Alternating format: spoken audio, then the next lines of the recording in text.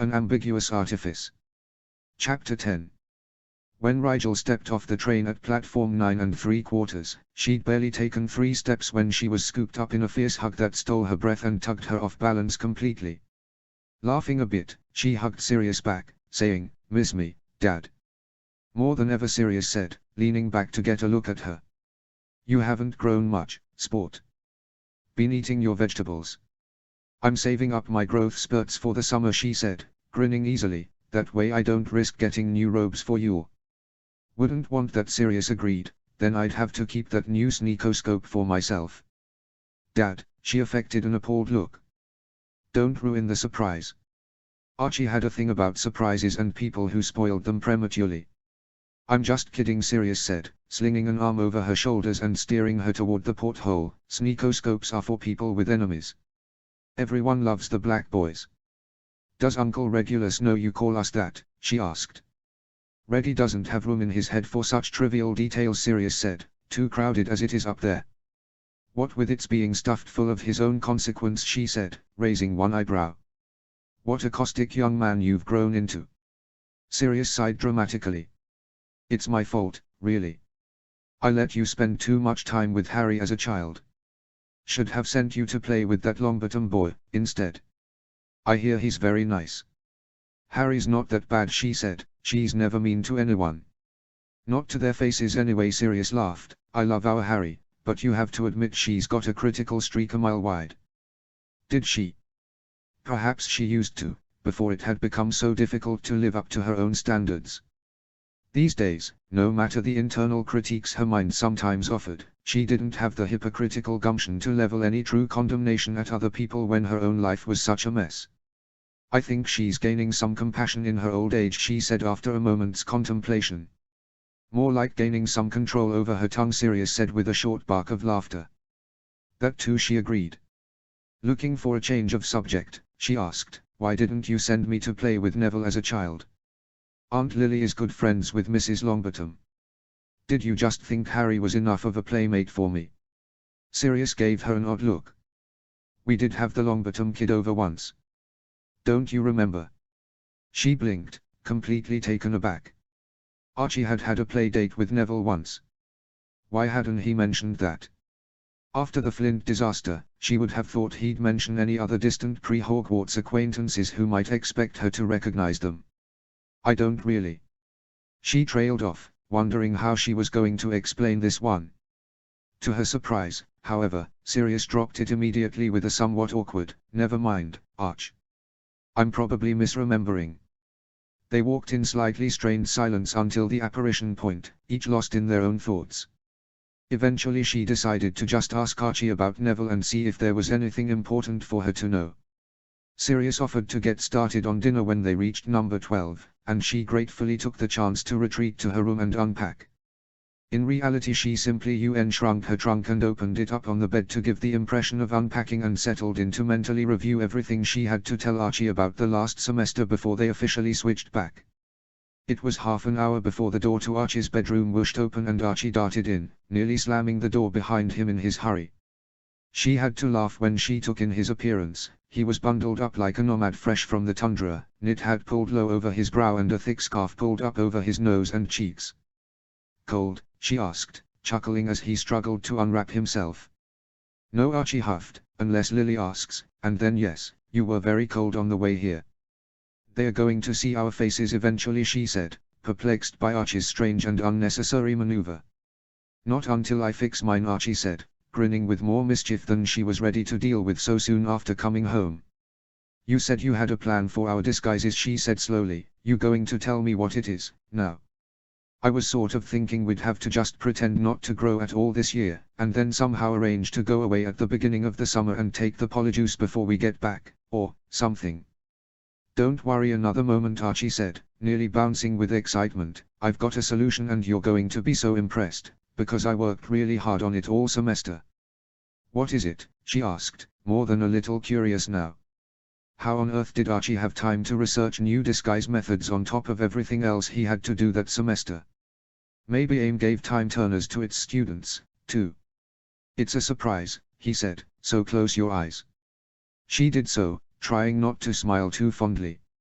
It would only encourage her playful cousin to keep her in suspense. What felt like several minutes later, Archie gave her the go-ahead to open her eyes again. She blinked, and found herself looking into a mirror. It wasn't the first time she'd used that expression to describe how eerily alike she and Archie looked, but it was the first time she hadn't been exaggerating. "Is it an illusion?" she asked, turning her head this way and that to admire the angles of Archie's new look. It was uncannily accurate, though there was something off about it. "I think it's on backwards." "What?" Archie lost his smug little smirk with a disheartened slump. "It's symmetrical," he whined. "Not perfectly," she pointed out. "Come look at the mirror with me." She dragged him over to the bathroom and gestured to their reflection. "See? It's flipped, because you were picturing what I look like when you look at me, weren't you? But when you see the slight quirk in my right eyebrow, it looks to you like it's on the left." "Oh, duh," Archie groaned. Looking in the mirror between their images, he furrowed his brows and pressed his lips together in concentration. A moment later, without any noticeable wand work that she could see, the faces in the mirror matched perfectly. "How are you doing that?" she asked, frankly astonished. "It's much more solid than any illusion I've ever seen." "Thank you," Archie said, smirking again. "That was the level of amazement I was looking for the first time. Maybe if you'd gotten it right. Anyway. Remember when you gave me a potentialist potion after our birthdays?" Archie said, grinning widely. "Oh, no," she blanched. "Not Archie, too." Draco's gift might have been a coincidence, but 2 gifts conveniently unlocked after 2 potentialist potions. Unlikely. She would have to seriously look into what she was doing wrong with that recipe. "Oh, yes." Archie actually jumped in excitement. "I mean, I knew the Metamorphmagus ability ran in the Black Line, but the only case in the last 2 generations was Andromeda's daughter." "The only documented case," she said. "You think there were others that hid their gift?" "Why?" Archie's brain caught up with his voice abruptly and he said, "Oh. I guess for the same kind of reasons my ability will be undocumented, too." He looked a bit down at the prospect of hiding such a major magical development from his father, so she said quickly, "It's really amazing, Archie. This is beyond anything I imagined. Our ruse is going to be nearly indestructible now. We can never be caught out as one another, because there's no way to be sure." She broke off with an embarrassed laugh. "Well, only one way to be sure, I guess. Actually, I can become a girl now," Archie said seriously. She leveled an amused stare at him. "Been practicing?" Her cousin flushed pink from ears to cheeks. "I bet your anatomy scores have really improved," she pressed, fighting a laugh at the mortified expression on his face. "Does Hermione help you practice?" "Don't talk about Hermione like that." Archie blurted, "It's not, I don't." "Stop laughing, Harry." Sorry," she said, wiping one of her eyes discreetly. "It's good, Archie." "Really? I mean, now they really can't prove anything on your end." "Me?" She sobered up quickly. "Well, maybe it's time I started considering taking the male version of the modified polyjuice. The older we get, the bigger the risk of someone realizing my hips are just a tad too wide becomes, right?" "You said it was dangerous to suppress the reproductive organ's natural shape over a long period of time," Archie said, frowning. "In theory," Harry shrugged. "I don't have any concrete data on it. Anyway, this whole thing is dangerous. It might be unavoidable at some point. This summer, maybe. I'm growing a lot this year, Archie. I can feel it, underneath the polyjuice, growing pains all across my ribs and lower back. It'll be suspicious for different reasons to your parents if you suddenly turn into a boy," though Archie argued worriedly. "I mean, what if Sirius throws another swimming pool party? What if your mom wants to come into the changing room with you at Madame Mackin's? It's too big a risk." "I suppose there's time to figure something out," she said, trying to lighten the mood a bit. "Anyway, I'm really proud of all the work you must have done this semester. Coming into a new gift isn't easy." "It was a lot of fun, actually," Archie said, shrugging. "I can turn my hair pink." "Want to see?" "Maybe tomorrow," she said, smiling at the mental picture. "Our parents will be expecting us for dinner soon. We need to hurry and change clothes, and I've still got to put my contacts in." "Sucks to be you," Archie said, smirking. "I never have to wear contacts again." "You might have to wear a bra," though she smirked. maybe you should go as me to the gala, you can look more like a girl than I can right now.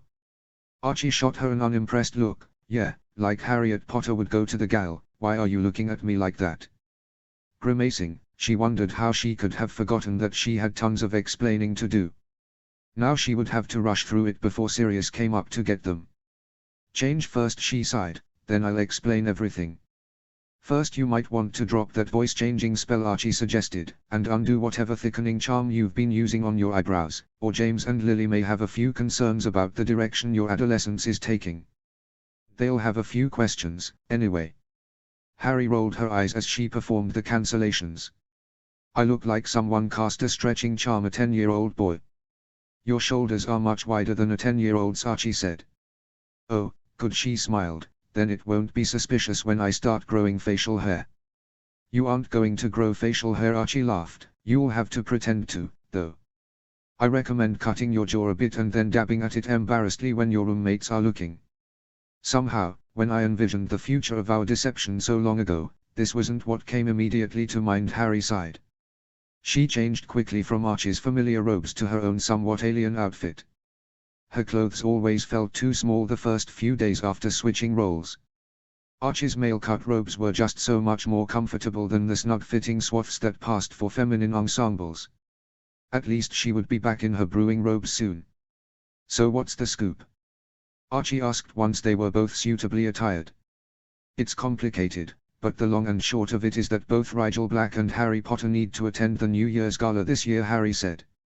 She launched into an explanation about Snape's demanding to meet her as Harriet at the gala, as well as his plan to confront Sirius about Rigel's apprenticeship, then segued into her friends wanting to meet Harriet as Rigel's betrothed, and finally her fear that it wasn't going to be enough if she went alone that year.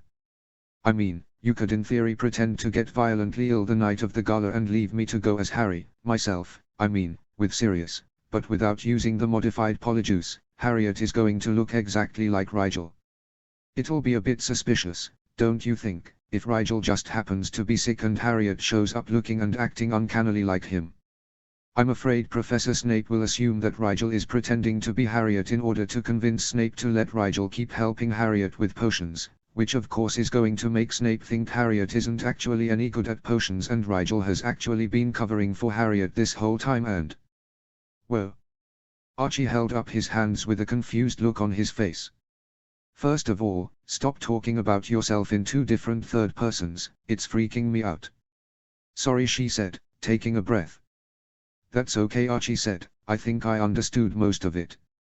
I'm just thinking, and bear with me here because this is going to sound crazy, but, why don't we both just go as, ourselves? Harry blinked slowly. You think? I was going to research mind magics and see if there's a way to mentally connect our surface thoughts temporarily so we could feed each other information about credible responses to awkward situations in real time. That sounds awesome, Archie admitted, but I think in this case, the simple answer is better. You be you, and dazzle your Snape with a galore of potions expertise, and I'll be me, and dazzle everyone with my stunning good looks and charm. Except for the part where you look like me, Harry said. Our good looks. Then Archie waved a hand dismissively. The point is, all Rigel really needs to do at the gala is introduce Harriet, I mean, you, damn this is complicated, to people and not blurt out any terrible secrets in front on the entire wizarding ton. Piece of cake. I'm not sure you can pretend to be me for so many hours, though, Harry said, biting her lip, my friends are pretty observant. One of them can feel your very emotions, now, so you'll have to be convincing on more than just the surface level. Because you're so unique, Archie said, voice thick with irony. She had said something similar to him once, she thought, and maybe he had a point.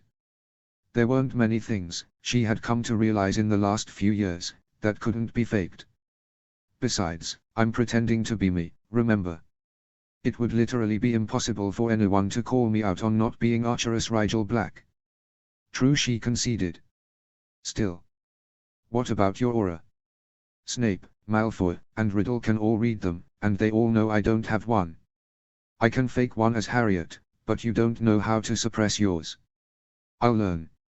Archie shrugged. We've nearly 2.5 weeks until New Year's. If I put all my time into studying aura suppression, I'm bound to get somewhere. Harry frowned at his confidence, but agreed that it was possible. She'd have to do something about her aura, as well. Now that she knew her diminished magical core wasn't strong enough to support shaped imbuing in practice, it would be incredibly foolish to appear in front of Snape with an aura that contradicted the words that would be coming out of her mouth. Kids. Food, came echoing down the hall, and they wrapped up their plans for the moment. You remember all the topics I told you Remus covered in his lessons? Harry asked Archie as they headed for the stairs. Got 'em, Archie said. You read over all those letters Aunt Lily and Uncle James sent? Twice, she said, grimacing. She would not be slipping up in that department ever again. Being held at one point by her own father had had a strong motivating influence on her ability to memorize those letters' contents. Let's go reclaim our rightful identities, then Archie said cheerfully, bounding toward the smell of dinner with a look of hedonic ambition on his face. Harry followed close behind, ready to get the looks of bewildered amusement that would blossom in the wake of she and Archie's stunning similitude out of the way, at least. Then she would lay claim to a large helping of what smelled like her mother's vegetarian lasagna. That conquest, at least, wouldn't leave a sour taste in her mouth. -0. HP. -0. The next day saw Harry and Archie holed up in the lab beneath Potter Place, poring over the Dark Disguise book. She'd read the chapter on auras before, but as her aura had already been suppressed at the time, she hadn't paid very close attention to the details in that section. This sounds like occlumency, Archie said, frowning. It is, basically, Harry said. You'll need to access your mental landscape, then essentially use your magic to construct something that conceals the main portion of it from the mists. Near as I can tell, what's on the first level of your mindscape is what people can read from your aura. So it's like putting your things inside a house, so people can't see them when they drive by, Archie said. Yes, Harry agreed, and occlumency is the process of building and defending that house, while legilimency is the art of breaking into other people's houses. Sounds fun, Archie said, only how do I access my mindscape? It usually takes a lot of meditation, Harry said slowly, but I have an idea. I don't know if it will work, but it might be a huge shortcut. Is this like the time you had an idea to raise a baby fox in my closet without telling me? Archie asked warily. I told you, Harry protested. After it ate the aloe plant on my windowsill and got sick all over my blankets, Archie reminded her. If Mum hadn't started wondering where all our milk was going, it wouldn't have been so hungry, Harry said, feeling rather guilty about the blurred sense of responsibility she'd had as a child. Archie sighed. The point, though, is, are you sure your idea is a good one? Not entirely, Harry said, but I don't think it's going to hurt you. Has anyone ever told you how terrible you are at reassuring people? Archie rubbed his jaw. Okay, shoot. Remember when I showed you your magical core? Harry said at once, actually a bit excited to see if her idea was going to work. You mean when your magical core tried to roast me? Yeah, I remember. Archie didn't look impressed. Well, I told you about how during the sleeping sickness I could access people's mindscapes through their cores, right? She said, leaning forward. Even though accessing other people's cores is somehow something only I can do, everyone should be able to access their own cores without a problem. So in theory I can pull you through your core into your mind. And you'll be able to direct me in constructing some kind of aura containment field, Archie said, eyes widening. I could probably even help you, Harry said. I think anything I made in your mind with my magic probably wouldn't last very long, but I might be able to direct your magic to help you create something. That actually sounds worth a shot, Archie said, starting to grin. Can we try it now? Harry nodded, smiling back. Sit with your back against something so you don't fall over. Then we'll begin. They got into a comfortable meditation position, then focused their attention inwards. Do you remember how to project your consciousness toward your core? She asked, eyes closed. I think so, Archie said. After a long moment of silence, he sighed happily. Found it. I'll meet you there, Harry said. She focused on the secondary layer of her core, the writhing coils of fire that snapped out, whip-like in reflex, in answer to her focusing attention.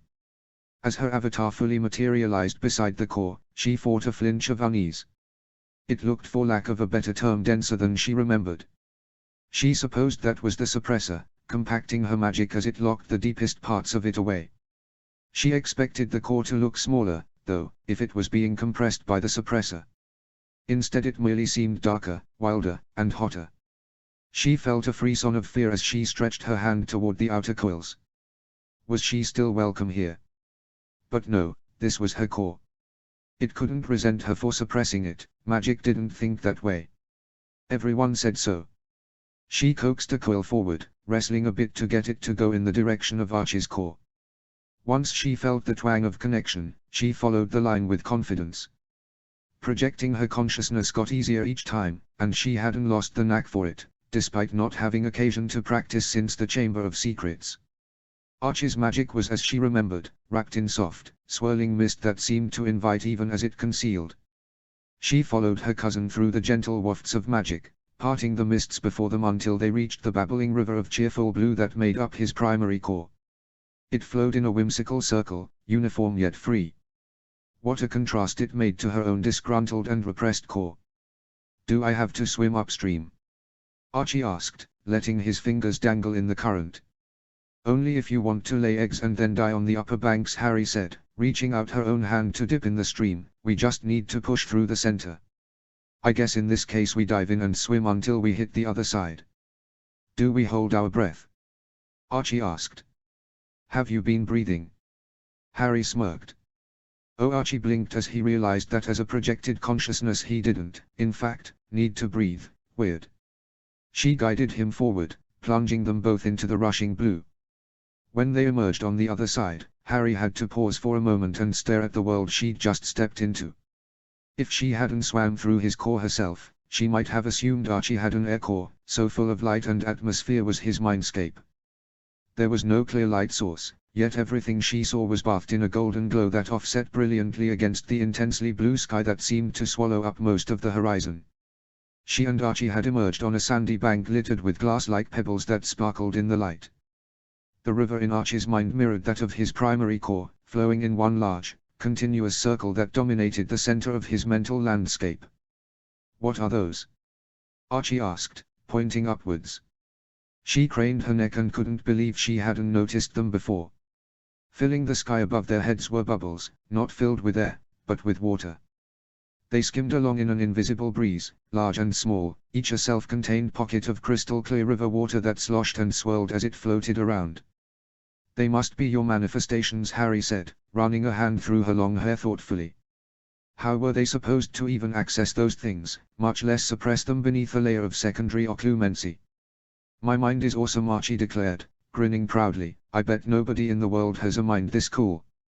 "And to think we haven't even done anything with it yet," Harry chuckled. "Why mess with perfection?"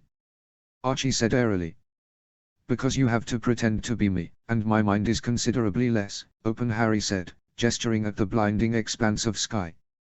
"Right," Archie said, rubbing his hands together. "Where do we start? Can we just gather all the bubbles in one place?" "I think we have to cover them with something," Harry said. "The idea is to veil them from the first layer of your mind, from the view of the mists.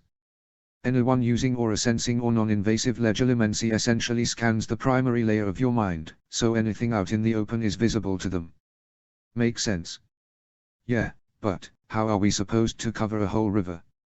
Archie asked. Harry looked at the expanse of water flowing peacefully. "It is pretty big." Her miniature sun seemed positively portable in comparison. "In fact, we have to cover the bubbles, too. We could build something to put them in, I guess," Archie said, looking around, "right in the middle of the river circle thing.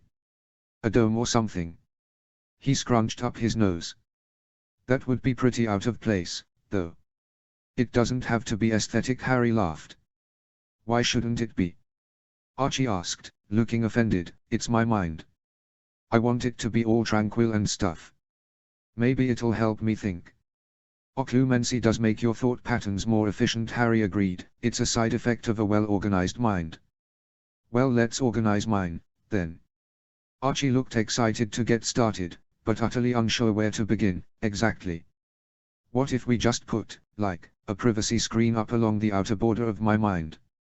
"That's a lot of surface area to cover," Harry frowned, "and the mists extend pretty far up along the edges of your mind." "But maybe we could grow some sort of privacy vegetation. The ground along the banks looks pretty solid. I think it would take roots." "Trees?" Archie gushed. "Yes, that's perfect.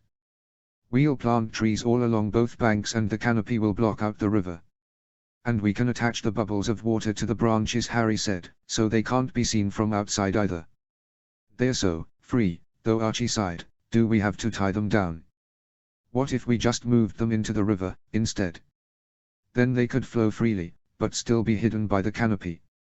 That could work, Harry said slowly. She wasn't sure if you could put aspect manifestations inside the representation of your core, but she didn't think there was any harm in trying. Archie's magic couldn't harm his own mind. Let's try it. They stood for a moment, just staring up at the many globes of watery whimsy. How do we get them down, again?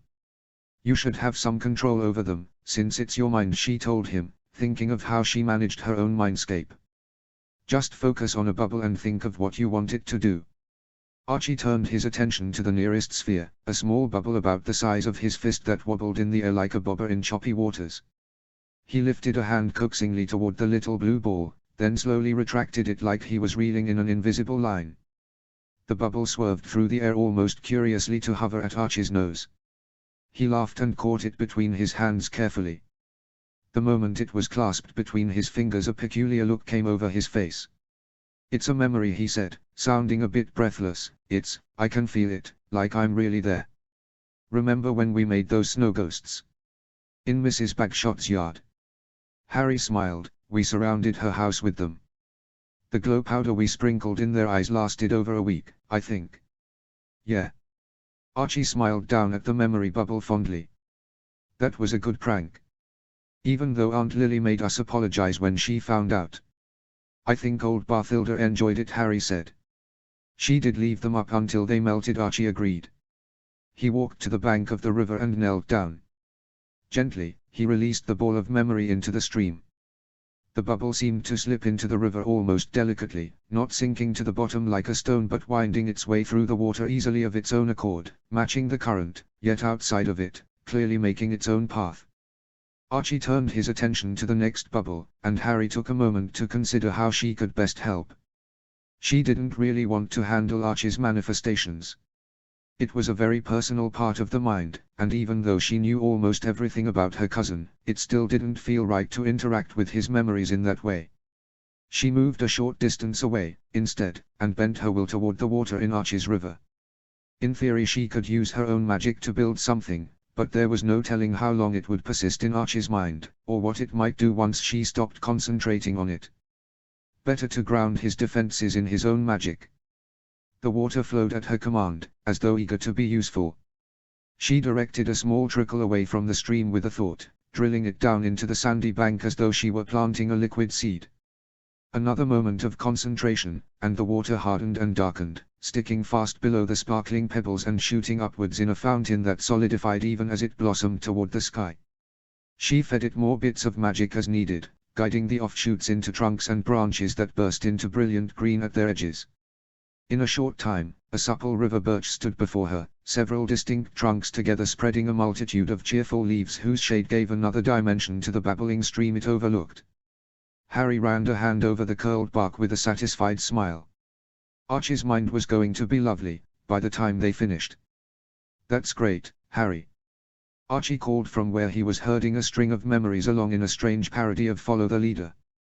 Harry waved back in acknowledgement, then got to work on the next tree. They still had a long way to go.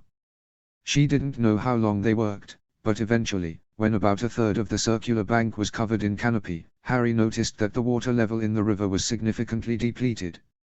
She jogged to where Archie was still ferrying bubbles into the river and said, I think we should stop here for today. Archie nodded. The river is starting to get a bit crowded, he said, gesturing to where entire schools of memory orbs were swimming around one another even as they floated along with the current around them. I feel tired, too, like after I practice a spell too many times. Only I haven't done any magic. It's kind of scary that you can use my magic like that without my input. Harry blinked. I think you could forbid me, probably. No need. Archie shook his head, amused. Could you access my core without being in my mind, though? I mean, could you tap into someone else's core just by being near them? Harry recoiled from the idea. Surely not. That would be Well, she couldn't call it impossible. Magic seemed to make most things possible. Still, it was the sort of idea that made her feel slightly ill. Using someone else's magic to help them was one thing. Using someone's magic against their will was unthinkable. Magic always answered to the will of its owner. To even think that she might be able to circumvent that will was dangerous. Archie shrugged, but she thought it seemed a bit forced. Let's get back to our bodies, Harry said, eager to change the subject. Do you think you could find this place again with meditation, if you need to work on it while I'm not around? I think so, Archie said, looking around as though to cement the view of his mindscape in his imagination. Yeah. Let's go. They dove back into one of the rivers and let the current carry them out. The first thing Harry heard upon opening her eyes was a loud ouch, from Archie. She opened her eyes to find him clutching at his neck and wincing. Cramp, he whined, grasping for his wand with his other hand. A moment later he was muttering a muscle relaxant charm under his breath and sighing with relief. Harry smiled. Wish I'd known that spell back when I started meditating. It took forever to figure out how to hold my head so it didn't kink. Someday your trials will inspire Rita Skeeter to write a biography, Archie said solemnly. She considered throwing something at him, but everything in reach was something she needed undamaged for her lab. They stretched out their muscles and climbed the stairs to the kitchen. Please let Aunt Lily have left sandwiches from lunch, Archie prayed under his breath as they poked their way into the fridge. Lunch. Lily breezed into the kitchen from the other room. Archie, it's nearly 5, they are setting the table at Grimmauld as we speak. Did you come to collect us, Mom? Harry asked, shutting the fridge sheepishly. Of course, Lily said, you've been in the lab all day. I got a little worried that it was too quiet down there, but when I checked you guys were just meditating. Have you been at it all day? I read that meditation can help you learn things faster, Harry said. The study said that meditating for an hour every week can cut down the time a student spends studying by as much as 2 hours a day. So you two thought if you spent a whole day meditating you'd learn at the speed of light? Lily guessed, smiling. I'm not sure it works like that. Can't hurt to try, Archie said, grinning impishly. Just warn me if you decide to take up legilimency, Lily sighed. I'll have to obviate the knowledge of where your Yule presents are hidden. We'd never use our powers for evil. Archie said, looking aghast at the very prospect. Harry wondered how Archie could possibly classify peeking at presents as evil. Especially compared to some of the other things they'd done. She supposed Archie just didn't think of their deception as something bad, in the grand scheme of things. Neither did she, of course, but she did feel nearly constantly guilty about it all the same. She and Archie flew over to Grimmauld Place and were met with the glorious smell of food cooking as they wandered in from the flu room. Before they reached the kitchen, however, Sirius intercepted them. I need a word with Arch, Harry, he said, looking determinedly cheerful in a way that only made her feel a bit uncomfortable. I'll help Remus finish up, she offered, scooting past her uncle in the hallway and wondering what had Sirius so awkward looking. She didn't think he'd ever met a conversation he couldn't gracefully skate his way through. -0. AB. -0. Archie watched Harry slink away toward the kitchen with nary a look back and wondered if she knew how utterly unconcerned she often seemed. His dad gestured him toward the library, so Archie followed, taking a seat in one of the terribly old upholstered chairs and wrinkling his nose at the smell coming off the fabric. They really should update the decorating sometime. What's up, Dad? He asked, tilting his head to invite his father to say whatever was on his mind. Son, Sirius said, his eyes roaming Archie's face restlessly. Lately I've been thinking. About? Archie prompted when his dad lapsed into silence once more. You look a lot like Harry, Sirius said slowly. I mean, before there was a bit of a difference, sometimes, but now, you look almost exactly the same. Archie nodded, knowing it would be absurd to deny the obvious. I've noticed. I accused Harry of playing a prank on me last night, actually, but I checked and she definitely goes longer than an hour between drinking something, so I know it isn't polyjuice. I don't think it's Harry, Sirius said, grimacing a bit.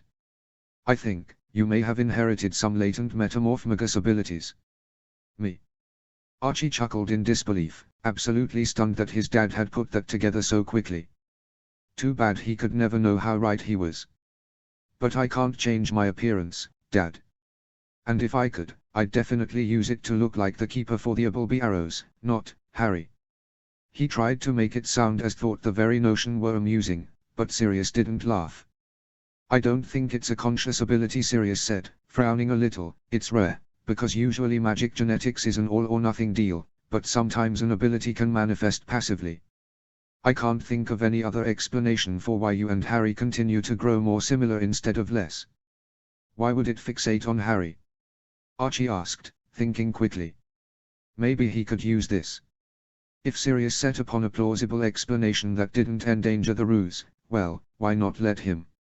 It would stop his dad wondering about the strangeness of it, at least. Sirius shrugged a bit helplessly.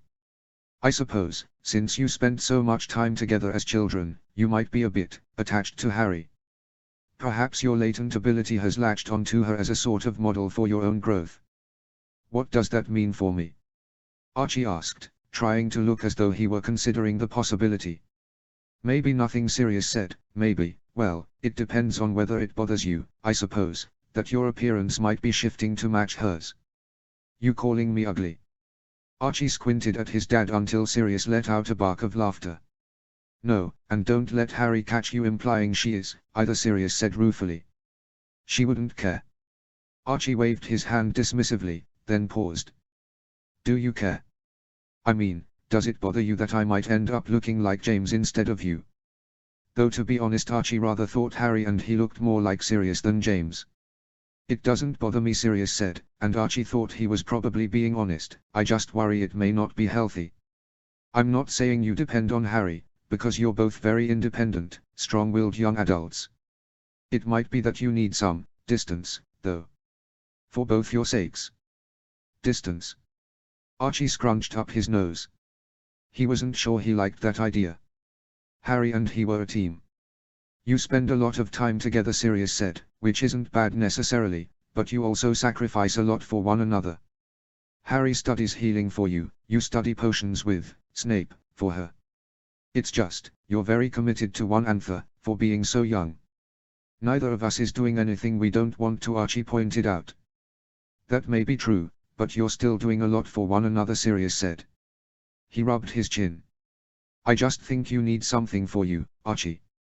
Harry had her internship last summer. Maybe this summer, you can do something by yourself.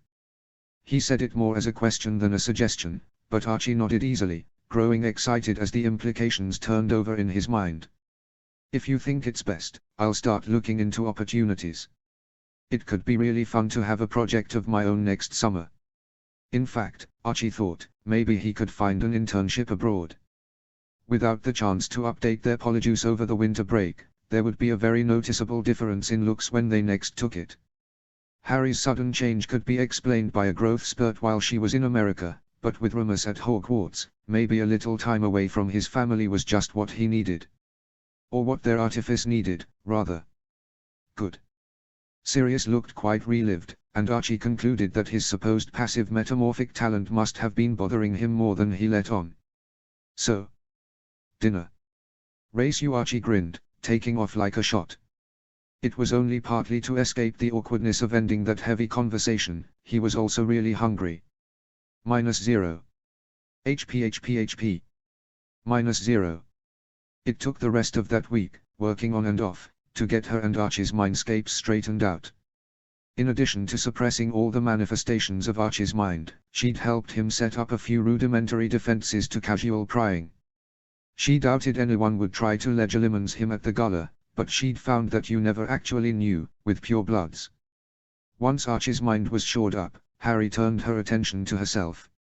She really needed to flesh out her projected aura a bit, just enough that it wouldn't be obviously fake to anyone familiar with reading them.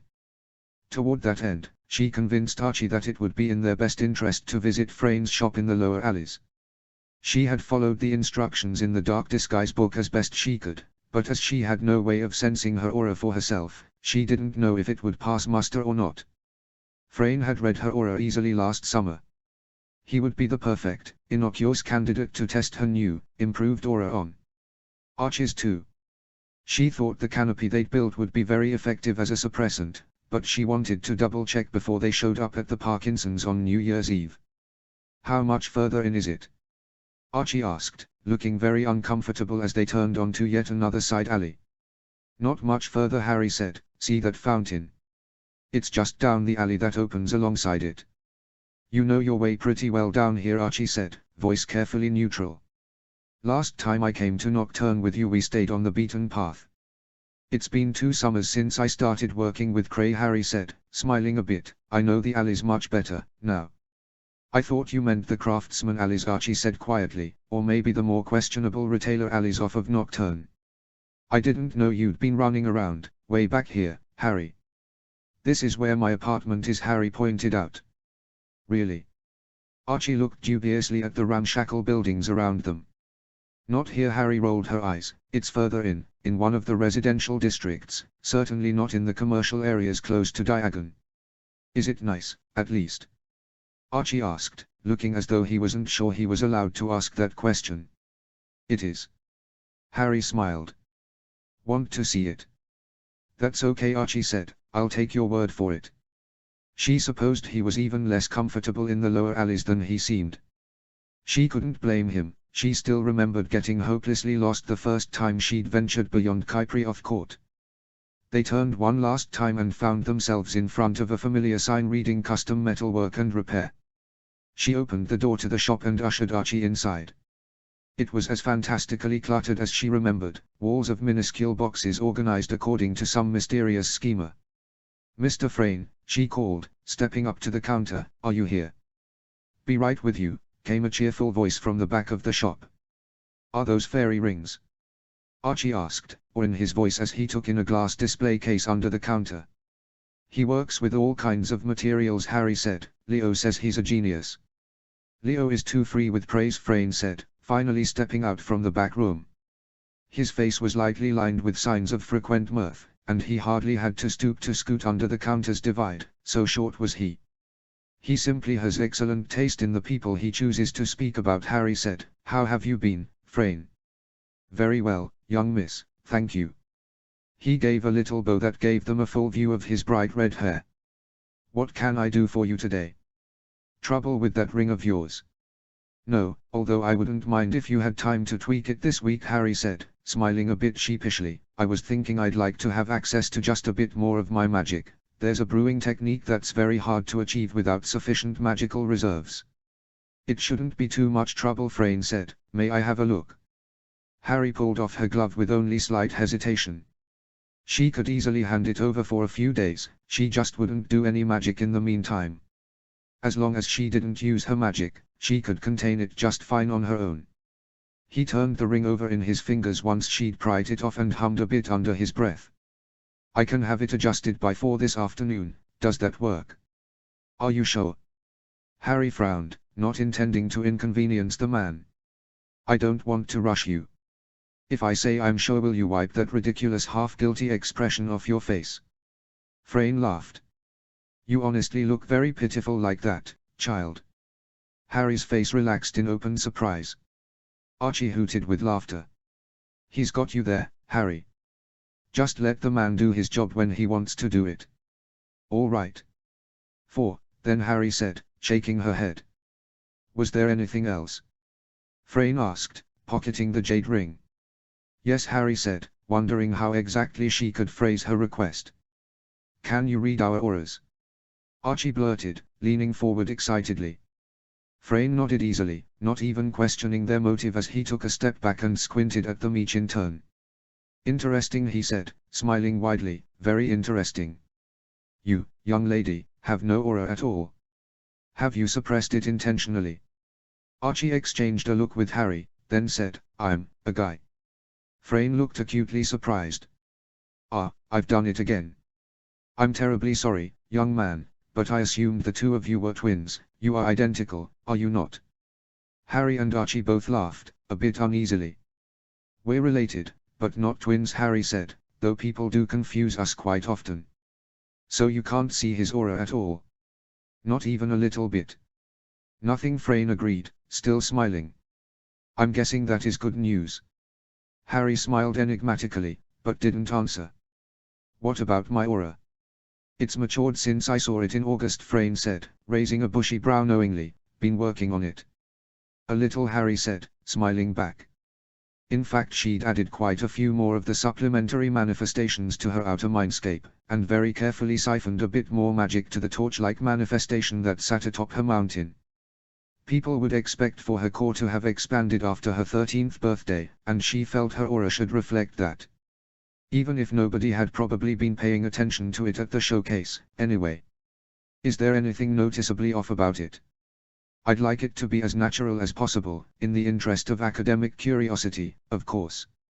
Of course, Frayne said, face serious. He squinted at her some more, but eventually shrugged. I see nothing wrong with it. It's a little on the uncomplicated side, but not everyone has a complicated aura. Some say a simple aura is the sign of a simple mind, but in truth it is only the sign of a very clear thinker. It will pass muster, I think, whatever you're preparing it for. Harry had to try very hard not to laugh maniacally. It was all falling together. For once.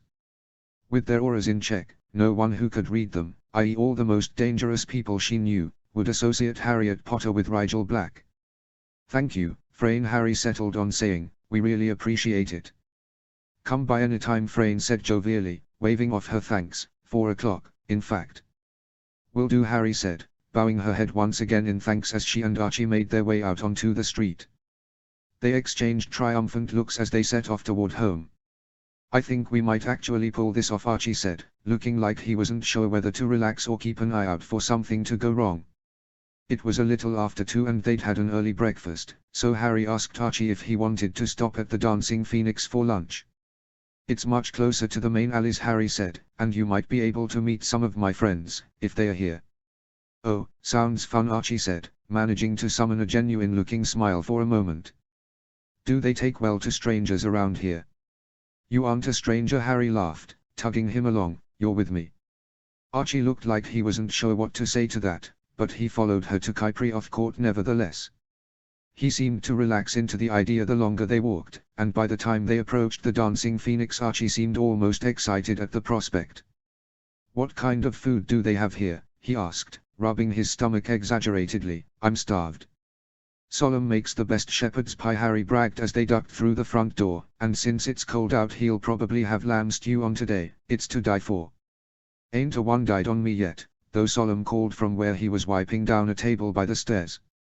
He says. Rispa, sitting with her feet up in a chair before the fire, laughed softly. They seemed to be the only people about at the moment, so Harry waved a greeting to Solemn, then steered Archie to the table closest to where Rispa was sitting and said, sit. I'll put our orders into the kitchen staff. No sense in making one of the serving boys traipse all the way out to the dining area when it was just them. Rispa, this is my cousin Archie. Archie, this is Rispa, Lady of the Rogue. You didn't tell me you had a brother, Harry, the older woman said, setting a cup of something hot aside. He's not my brother, Harry said, shaking her head amusedly as she ambled out of the room. She saw Rispa gracefully gain her feet and saunter over to Archie's table.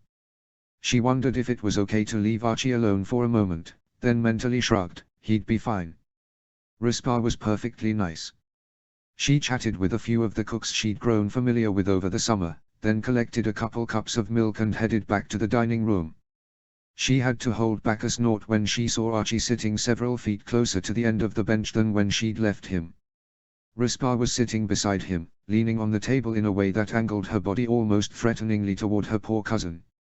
It didn't help that Rispa, despite the winter chill, wore a supremely flattering but barely there bodice that caught the eye with dozens of carefully embroidered sequins half hidden among the laces. I hope you're playing nice, Rispa, Harry said, taking a seat across from them. She's not, Archie said, clearing his throat in the general direction of the tabletop. Rispa chuckled, low and calculated. This is nice, lad. My name's Archie, her cousin sighed. Harry, I don't think your friends like me. Harry was startled into a laugh at Archie's bald statement. You've only met the one so far, and I'm sure Rispa is just teasing you. She likes most people. I don't either, Rispa smiled, shaking her pretty head of curls ruefully, but I make exceptions for Leo's friends. And I suppose friends of Leo's friends, if they're nice to me. She said the last with a smile that Harry thought should be put on a list somewhere for unexpectedly lethal things. What brings you and your friend this way today, Harry? We're picking up an item I ordered later, so I thought we'd lunch here, Harry said, not too concerned with whatever was provoking Rispara's slight hostility. She probably just needed to get to know Archie. I wanted Archie to see where I spend so much time, too. The Phoenix was sort of my home away from home last summer. I thought she was holed up in the guild all those afternoons Archie put in, looking determined to participate. How do you feel, knowing Harry was here, with us? Rispar asked. Her voice seemed just a tad too sweet, and Harry wondered if Rispar was actually feeling defensive for a moment. She tried to see Archie from an outsider's perspective. His winter robes were finely made, the silver chain of a watch dangling from one pocket. His face, like hers, was aristocratically cast, for all its somewhat odd androgyny. He looked like a young lord, from his carefully arranged hair to his upscale shoes, and Harry wondered how she hadn't realized he'd stick out. She'd just grown so comfortable in the lower alleys, she forgot sometimes that other purebloods usually didn't trespass these streets, and generally weren't welcomed anyway. I feel I ought to have guessed, Archie said, smiling in an unconsciously affable way. I mean, Harry was always the adventurous one when we were kids. If anyone could find a gem like this in all these twists and turns, it'd be him. I'd have gotten hopelessly lost. Rispar looked intrigued despite herself. You two grew up together? Of course, Archie said, grinning. Harry really hasn't mentioned me. I'm wounded. We're cousins, but we grew up closer than siblings. It's like he's ashamed of me. I am, Harry said, completely deadpan. Cousins. Something in Rispar's face relaxed minutely. Of a sort, Harry shrugged. Our families are very close. And we are related a couple of generations back. It's like that in most of the old families, I hear, Rispar said, gazing at Archie shrewdly. Some more than others, Archie said, a bit of embarrassment creeping into his voice. My family is infamous for interbreeding. And lunacy. And those things probably aren't related if you ask my grandmother's portrait. Rispar let out a full-throated laugh. Does anyone ask her? Actually, we put her in the attic, Archie said, ducking his head as though ashamed. There's just no respect for the elders anymore. Rispar laughed again, this time slapping her skirts heartily. You'll do fine here, lad. Course he will, Harry said, smirking a bit. He's related to me. You fit in too well here, Rispar said, flicking her curls and pinning her with a serious look. It's not safe here in the alleys of late. You mean the raids? Harry asked, sobering quickly. Raids are just the ministry's way of pretending their law means anything down here, Rispar said, leaning closer. It's the reaction to the raids that's the problem. Folk are getting restless. Angry. Shopkeepers are growing bitter over all the disruptions, threatening to take their business underground. The vampire covens are organizing. And Leo hasn't been getting challenges. Isn't that last one good? Harry asked, frowning. If Leo wasn't being challenged for his title of King of Thieves, it must mean people were satisfied with the way he was running things. Rispar shook her head. There's always challenges, except when someone's plotting foul play. If no one's trying to take Leo's crown in the open, you can bet there's something sinister afoot behind closed doors. Like Claw? Harry asked, blanching a bit. Mayhap, Rispar muttered, mayhap not. Difficult to tell. A lot of people are upset round here, one more might not attract the attention it ought. Is there anything we can do? Harry asked, unconsciously including Archie as a matter of course. Be a little more careful than you usually would, Rispar advised. Stay to the alleys, you know, the ones close to the clinic or the road. And don't traipse about after dark. Especially if you're gonna be traipsing with outsiders. No offense, young lad. None taken, Archie said, eyebrows raised. He didn't seem to know what to make of such a serious conversation. How long until I'm an insider? Well, you'll have to meet Leo first, Rispar said, smiling a little once more. He's in charge of these parts. We've met, Archie said, scrunching up his face to remember. I think I was helping Harry with her crates, and her. Rispar broke across him sharply, turning to look at Harry with new eyes. Harry's eyes cut to Archie's frozen, apologetic look. I suppose it was bound to happen. It's not a big secret, really. You're a. Rispar dissolved into a fit of laughter, clutching at her stomach as though trying to physically hold herself to the bench. Oh, goddess, That's a pretty trick, young miss. To think that I missed it, but you do look very boyish, Harry, if you'll forgive my saying so. It's true, Harry said, shrugging, I look like my parents kidnapped Archie's twin and adopted him. Except you were born first, Archie pointed out, still looking very sheepish. Does Leo know? Rispar was suddenly grinning like a cat with a mouthful of cream. He does, Harry admitted, sorry to disappoint the older woman. I told him shortly after we met, in the interest of honesty. Rispar nodded. Good lad, lass, that is. Never lie to a king if you can help it. Easier to tell them to mind their own business, Harry agreed. What's he king of, again? Archie asked, looking a little lost. Anything I want to be. Leo appeared from practically nowhere at the end of the table. She was sure she hadn't seen him walk through the front door. Archie visibly twitched in response to her bright-eyed friend's sudden appearance. That's rather convenient, he said after a moment. It's actually a lot of work, Leo said, not looking too torn up about it. He slid onto Harry's side of the bench, obliging her to move over or sit in awkward proximity to him. Archie, right. Good memory, Archie said, nodding amiably, it's been a while. It's good practice for a king to remember the people he meets, Leo said, grinning wolfishly, no matter how seemingly insignificant. No seeming about it, Archie said, not put off in the least. Her cousin could always rise to a conversational challenge. I'm about as uninteresting as they come. Really? Leo picked at one of his nails offhandedly. I heard you kill basilisks in your free time. Archie choked. That was once, he protested, and how do you even know? I know everything, Leo said, about everyone who steps foot in these alleys. That must take up a lot of your time, Archie said, nodding seriously, or do you employ spies? Looking for a job? Leo asked, head cocked in interest.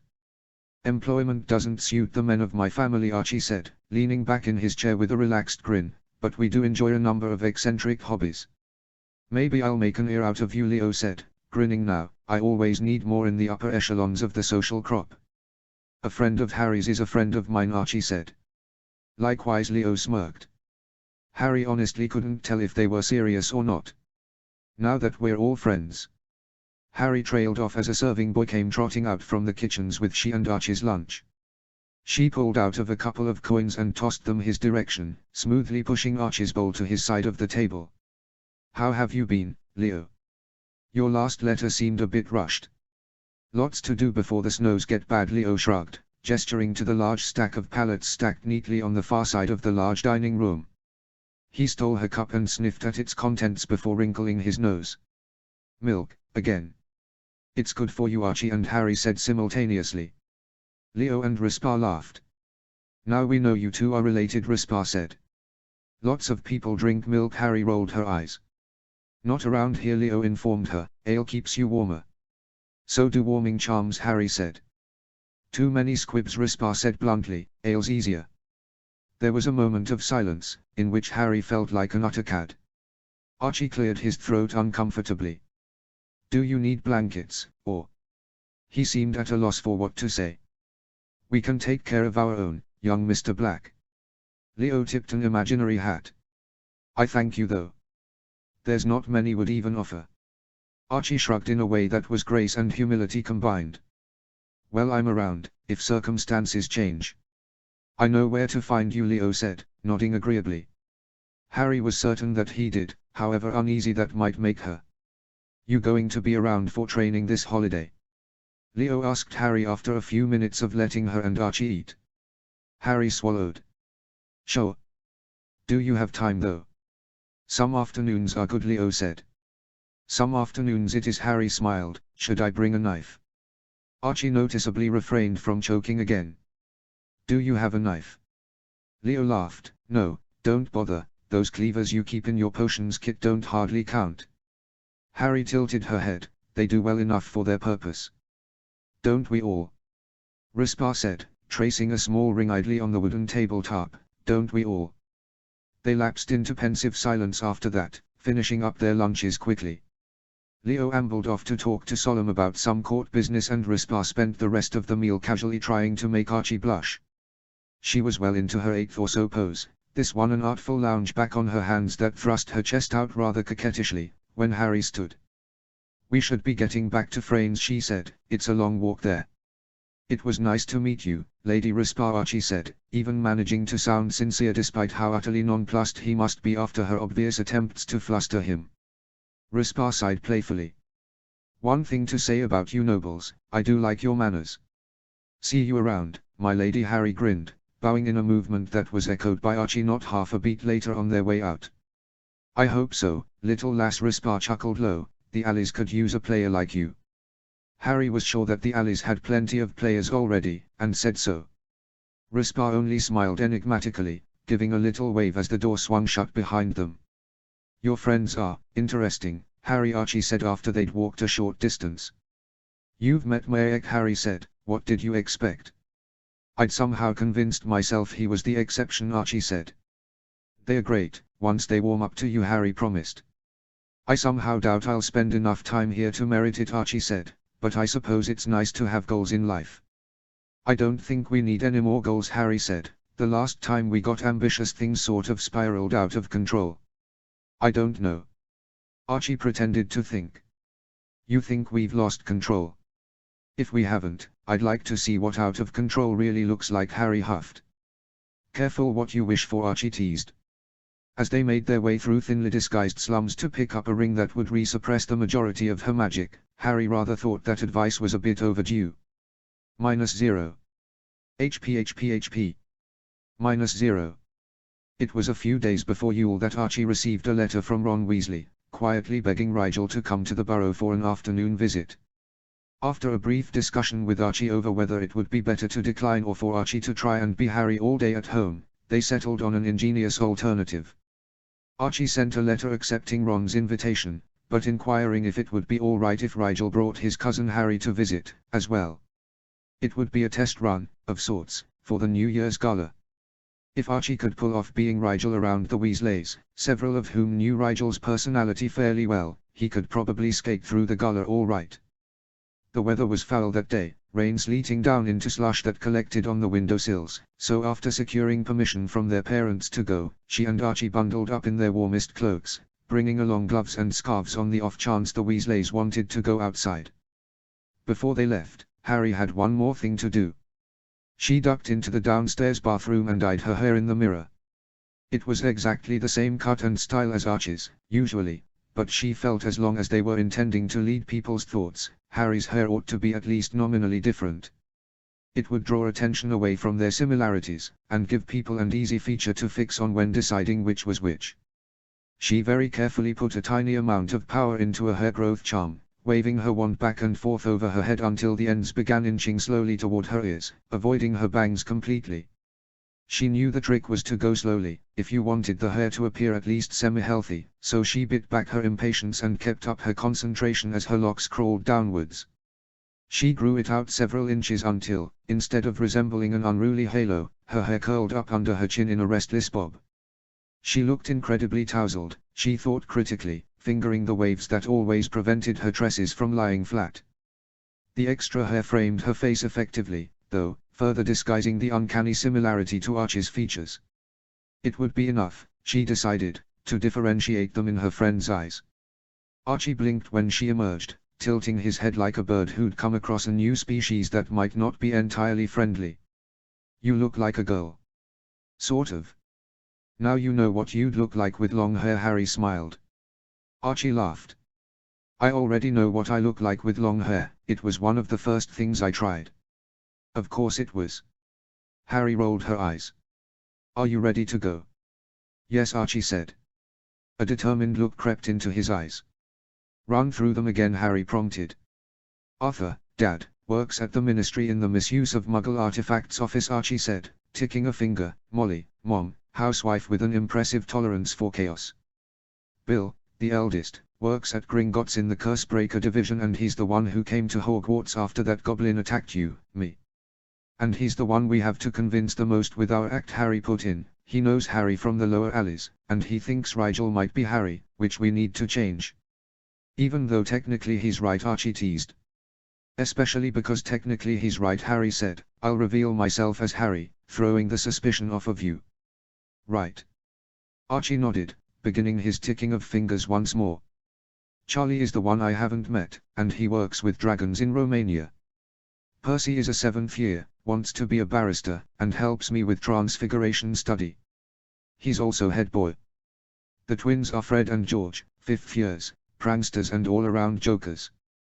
They swap identities a lot, so I shouldn't directly address one of them if I'm not sure which is which. Ron is in my year, in the defense club with me, has a rivalry with Pansy, has a good mind for puzzles and is best friends with Neville Longbottom. Ginny is a 2nd year, very short-tempered, rather sharp-tongued, and she's the one who got possessed last year. Which you should never ever mention, Harry said. Which I should never ever mention, Archie agreed. Is that everything? I think so, Harry said. Just be really polite to Mrs. Weasley, don't get upset at anything Ginny says, even if it seems confrontational. Be sure to defend Percy if he gets ribbed too much, and don't let the twins bulldoze you in a conversation. And avoid talking to Bill, Archie added. Harry smirked. Yes. Leave William Weasley to me. Should I be worried for him? Archie raised his eyebrows at what was probably a predatory look on her face. Worry about yourself, cause Harry said lightly, this is your dress rehearsal, and I will be watching closely. It'll be like looking in a mirror, he promised, stilling his normally expressive features with eerie ease. After all, I am the real Rigel Black. Keep telling yourself that. Harry ushered him toward the flue. I might even start to believe it. Archie flew through first, leaving Harry to rather predictably stumble through the grate after him. She really hated the flue. She blinked the soot from her eyes and looked up to see a familiar gaggle of redheads staring curiously in her direction. She affected a nervous, harmlessly distant look in place of the fond smile that fought to grace her lips. This is my cousin, Harry, Archie said, waving a casual hand her direction. It's nice to meet all of you, Harry said, stepping forward to address Mr. and Mrs. Weasley in particular. Thank you very much for having me over. What manners, Mrs. Weasley sighed happily. We're very glad to have you, Mr. Weasley added. Harry was bored stiff at home, Archie put in, looking sympathetic. Poor thing doesn't have any friends, and I couldn't just leave her there to collect dust in the library. Harry's eye twitched, but before she could defend herself, Mrs. Weasley bustled forward to engulf her in a warm hug. Poor dear. The housewife patted her head gently. I suppose all your schoolmates are in America. Yes, Harry mumbled into the other woman's shoulder. Well, my boys are very friendly, and I'm sure Ginny would love to make a new female friend, she said, smiling as though she truly believed it. Harry saw Ginny roll her eyes over Mrs. Weasley's shoulder. Oh yes, very friendly, Ron coughed after a beat of silence and a stern look from his mother. I'm sure they are, Harry said. Is this everyone? She knew it wasn't. At the kitchen table sat Mr. Weasley, Ginny, Percy, and Ron. The eldest two were presumably working, and the twins were nowhere to be seen. She tried not to read anything ominous into that observation. Oh, no, just my two youngest and Percy, our head boy, Mrs. Weasley said, beaming fondly at said boy as she made her way back to the table, where Harry could see she'd been donning a pair of thick winter socks. Come to think of it, where are they? Missing us, Mum. We've only been gone 5 minutes. The Weasley twins slunk into the kitchen with all the air of people who were trying very hard to appear completely innocuous. What have you done? Mrs. Weasley frowned suspiciously. Done. Fred pretended to think about it. Nothing terribly interesting. In the last 5 minutes, anyway, George grinned. These are my two 5th years, Mrs. Weasley sighed. They turned as one to where Harry and Archie stood closer to the fireplace.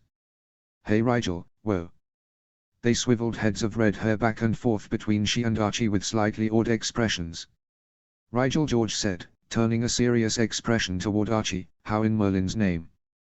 Did you forget to mention that you had a twin?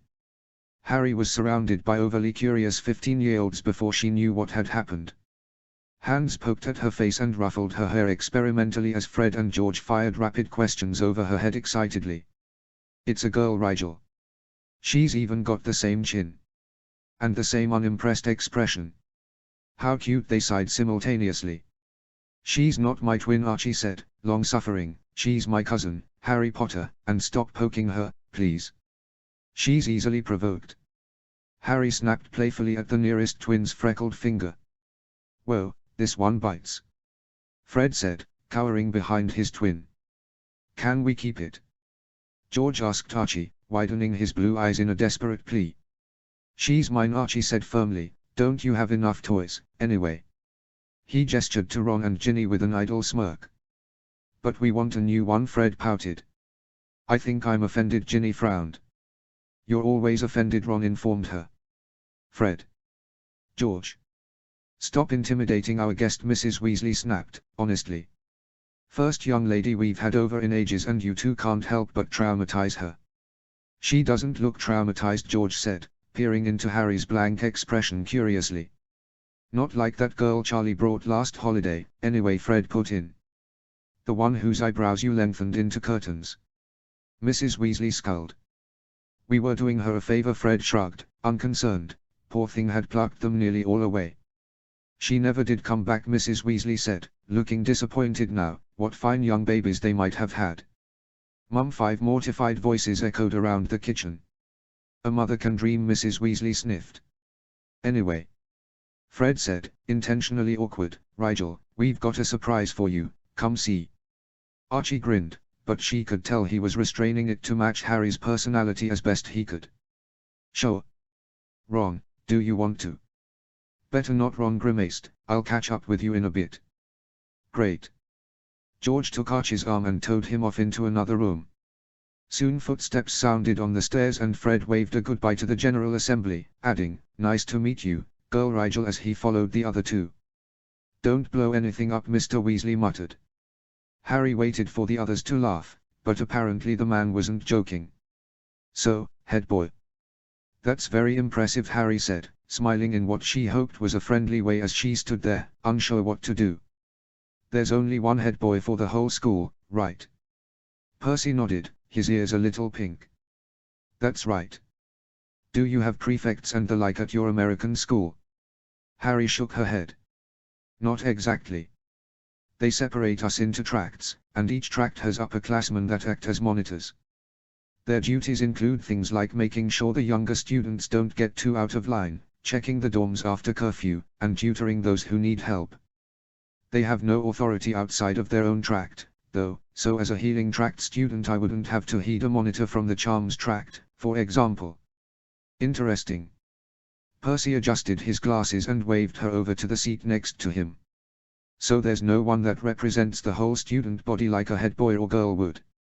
"No," Harry said, "but school unity in general is different at AIM than it is at Hogwarts, I think. The tracts mostly keep to themselves, even in the general classes, and there's no inter-tract rivalries or anything, so a student that represents the whole school wouldn't have much to do, I think." "No Quidditch, right?" Ron asked, looking sad for her. "There's a sort of pick-up league of intramural teams." Harry shrugged. "But they don't draw a big crowd, and they aren't affiliated with any particular tract." "What do you do for fun, then?" Ron frowned.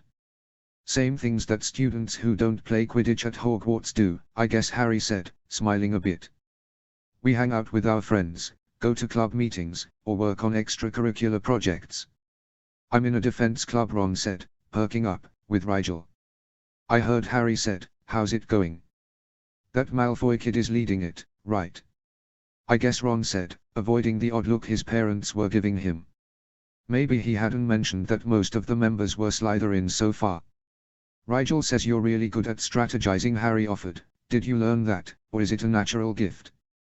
Ginny snorted. "Oh, it's definitely unnatural. Ron's a whiz at chess, kicks even Dad's butt all over the board, and has since he was about 8. "Not my game, chess," Mr. Weasley said mildly, perusing a magazine article rather absently. "Have you ever entered a tournament?" Harry asked. "My uncle, Remus, entered one last year and almost won. He lost to this 100-year-old vampire, who I guess had been studying the game for several decades at that point." "Professor Lupin." Ron blinked a bit. "I didn't know he played." "He's got a prodigious mind," Harry said, "he just hides it behind mild mannerisms." "How are classes with him?" "Terrifying," Ginny said flatly. "Your uncle is a sadist." "That's true," Harry agreed easily, startling a laugh out of the other girl. "It's part of what makes him a great teacher. He's not afraid to be cruel to be kind, you know. He'll push you when even you don't really want to keep going.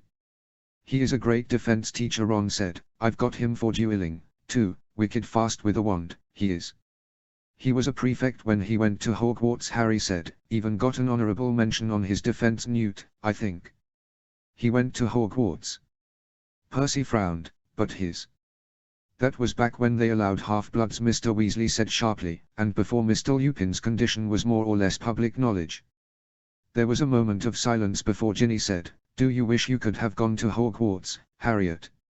Just Harry is fine, she said, smiling despite the somewhat rude nature of the question. Ginny was always refreshing, at least. And yes, sometimes I do. The healing tract at AIM is wonderful, as other facilities and a lot of other things, but to be honest our potions master isn't much to write home about. Potions are sort of a passion of mine, so I envy Rigel being able to study under Master Snape, he's the best, right now. You wish you could come to Hogwarts, to study under Professor Snape. Ron looked like he was trying to paste a polite expression over a horrified one, but failing. Harry nodded, hiding her amusement. Oh, yes. You're so lucky to have access to such a renowned expert in the field. A lot of places have reputable charms or transfiguration masters, but truly excellent potions professors are few and far between, even at the major schools. Why is that? Percy asked, looking perplexed. There are a number of very well-known potions masters throughout Europe, after all. They're not like defense masters, who are rather hard to come by. The talented potions masters don't become professors, Mr. Weasley said knowledgeably. There's more esteem to be had working directly for a guild, or going the inventor's route and selling your own line of potions. More gold, too. Spellcrafters rarely patent a spell with any success, it's just too easy to pass on the incantation, so those talented at wand work often go into teaching instead. Potion makers can charge exorbitant fees for crafting and brewing difficult potions, though. Too many regular witches and wizards never bother to learn the art properly. That's right, Harry said, glad to see that others appreciated how important potion brewing really was to society. Master Snape is a rare exception, someone who contributes inestimable amounts of research to the field while also passing on his expertise to the next generation. He's really admirable. Admirable, Ron repeated, looking very dubious, right? I never realized. Percy, on the other hand, looked very impressed with his potions professor. I shall have to take better advantage of his expertise in the future. I'm sure he'll appreciate that, Harry lied, smiling. Professor Snape did deserve to be thanked and appreciated for his work, whatever noises he made to the contrary. So if you and Rigel are both obsessed with potions, do you, like, spend all your holidays locked in a dimly lit lab together, sweating over a pair of putrid cauldrons, or what? Ginny was really looking for a button to push, Harry noted with a bit of amusement. Undeterred, Harry tilted her head, only if Mom doesn't let us open a window. Ron laughed. Good one. Leave her alone, Ginny. She seems nice. No such thing, Ginny said, leaning back in her chair. You wouldn't say that if you met my friend, Hermione Granger, Harry said. She's the nicest person in the whole world. Never heard of her, Ginny said, one eyebrow raised. She from America? No, she's British. Muggle-born. And winner of planet-wide Nice Awards, huh? Ginny didn't seem terribly convinced. That's right, Harry said. Ron snorted. She's also a genius, she added, smiling. You're making her up, Ginny guessed. No one is smart and nice. What's the point? Why was I cursed with such cynical children? Mrs. Weasley quietly despaired. Hermione would say that intelligent people have more responsibility to the people around them, not less, Harry said. She sounds like a lovely young lady, Mr. Weasley said, nodding in approval. Maybe you'll meet her one day, Mr. Weasley, Harry said. I think she's going to do great things. Talking about your one friend again. Archie and the twins came bounding back into the room. Hermione's worth all of your Slytherin friends put together, Harry said, quoting something Archie had once said to her. Why do you look like you've been breaking into your dad's coffee cabinet again? Harry added, eyeing his jubilant posture. Archie noticeably stilled, laughing a bit sheepishly. I only had a few cups this morning. I think I lost all my tolerance for the stuff when I went to Hogwarts. They don't serve it to us kids there. Harry refrained from nodding in approval, but it was times like these she appreciated how quick Archie was on the uptake. Now any excess energy on Archie's behalf could be attributed to caffeine. Besides, you should have seen what Fred and George came up with this time. It's amazing, Harry, even our dads would freak. As Fred and George preened under the praise, Harry held up a hand. Plausible deniability. I want to know. It's like she knows us, Fred stage whispered, looking awed. Didn't you know? Harry blinked as innocently as she could. Rigel tells me everything. Poor kid just can't keep a secret. Fred was not the only one to smother incredulous laughter at that. Why don't you kids go outside for a bit, Mr. Weasley suggested. It's stopped sleeting, by the sound of it. It's cold, Ginny complained, even while she trudged over to the kitchen door to pull on a pair of somewhat oversized boots. Too cold for the brooms, Ron agreed, also reaching for a coat from one of the many hooks by the window. Ice skating. Fred and George crowed, racing each other to a cupboard under the coat rack that seemed overflowing with shoes of every different kind. We didn't bring our skates, Harry said, apologetic. Ron laughed. That's okay. Mum can make them. Sure enough, Ginny was presenting her booted feet to her mother's wand, which twitched in a comfortable pattern almost lazily, as though she'd done such a thing countless times before. Twin blades of ice sprouted along their soles, curling elegantly at each end. What do you guys do? Ginny asked, taking in her and Archie's impressed looks. We have a pair of never-melting skates from about 100 years ago, Archie said. They look like something out of a historical play, but they work all right. We just take turns. They smell like Uncle Sirius' feet, though, Harry said, wrinkling her nose. For some reason he never wore socks as a child. Mr. Weasley's eyebrows rose at that statement. I'm not sure Lord Black would want you telling us that. Dad would freely admit to it, Archie said, grinning. He thinks embarrassing stories are the best kind. Sounds like a marauder to me, Fred said. Your family sounds awesome, George agreed.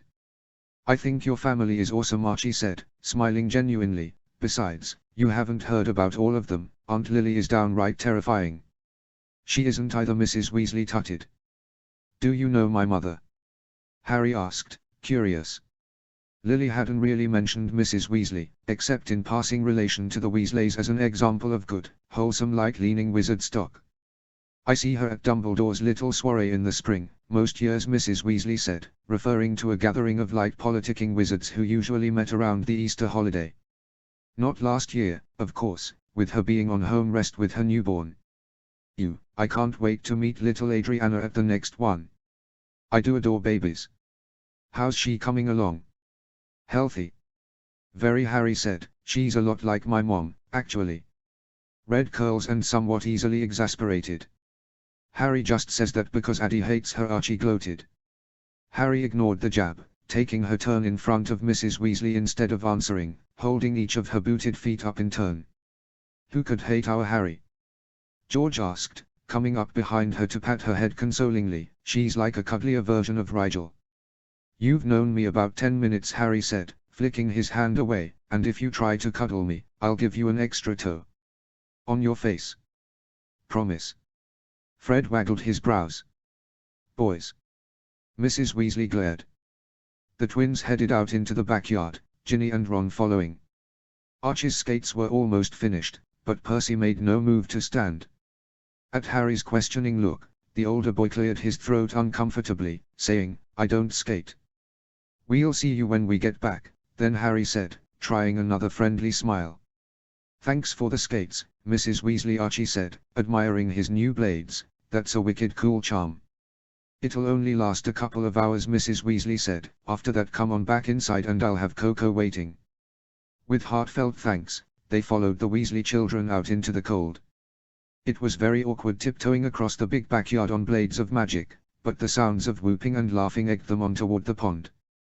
The ground sloped downward toward the water's edge, and while Harry carefully picked her way along the incline, Archie impulsively dropped to his bottom and slid the rest of the way, sprawling onto the ice with a carefree cry of warning to the others. Rigel. Ron cursed and spun away from a collision with the black-haired boy. Sorry. Archie called as he slid past, his momentum carrying him close to the center of the little pond before friction reeled him to a stop. That was more graceful in my head. Story of his life, Harry remarked to Ginny, who had stopped at the bank to readjust her laces. You wouldn't know it, with how he's perceived at Hogwarts, Ginny told her. Her eyes followed Archie's relaxed form as it stumbled upright and set off on a circuit with confident glides. I almost never see him this relaxed at school. He's just another calm, collected Slytherin, there. Rigel is many things to many people, Harry said, turning to watch her cousin as well. Sometimes he's the perfect pureblood heir of black. Sometimes he's the potions prodigy, other times an amateur healer.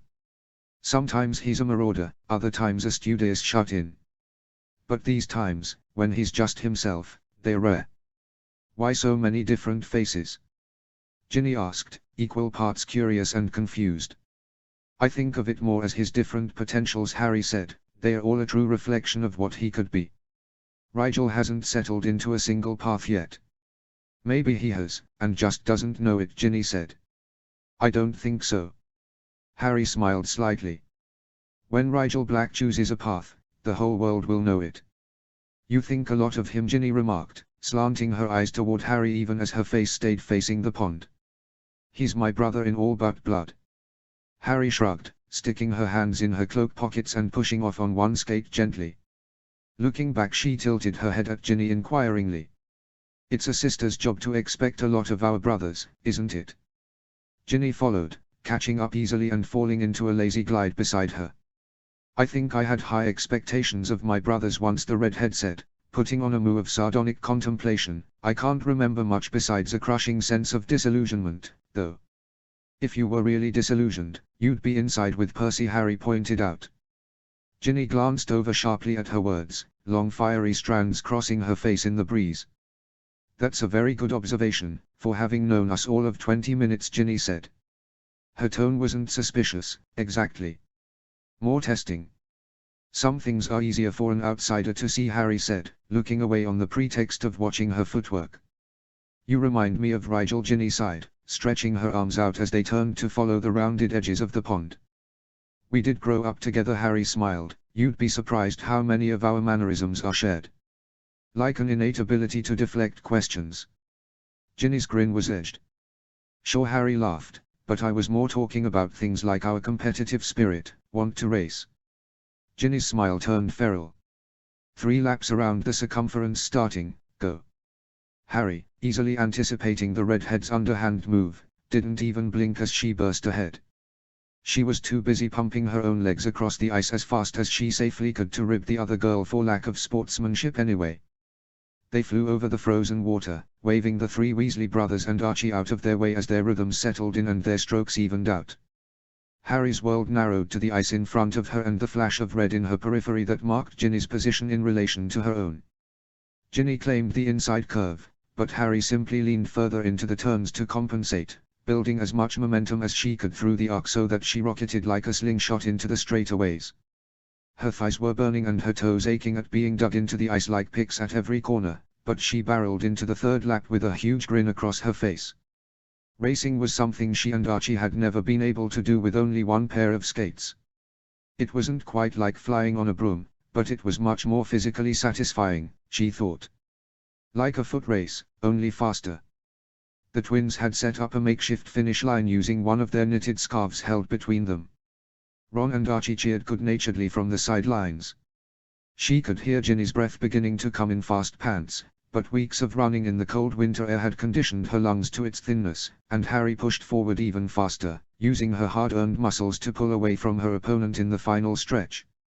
She lifted her hands triumphantly as she crossed the finish line, expecting one of the twins to let go as she approached the stretched-out scarf.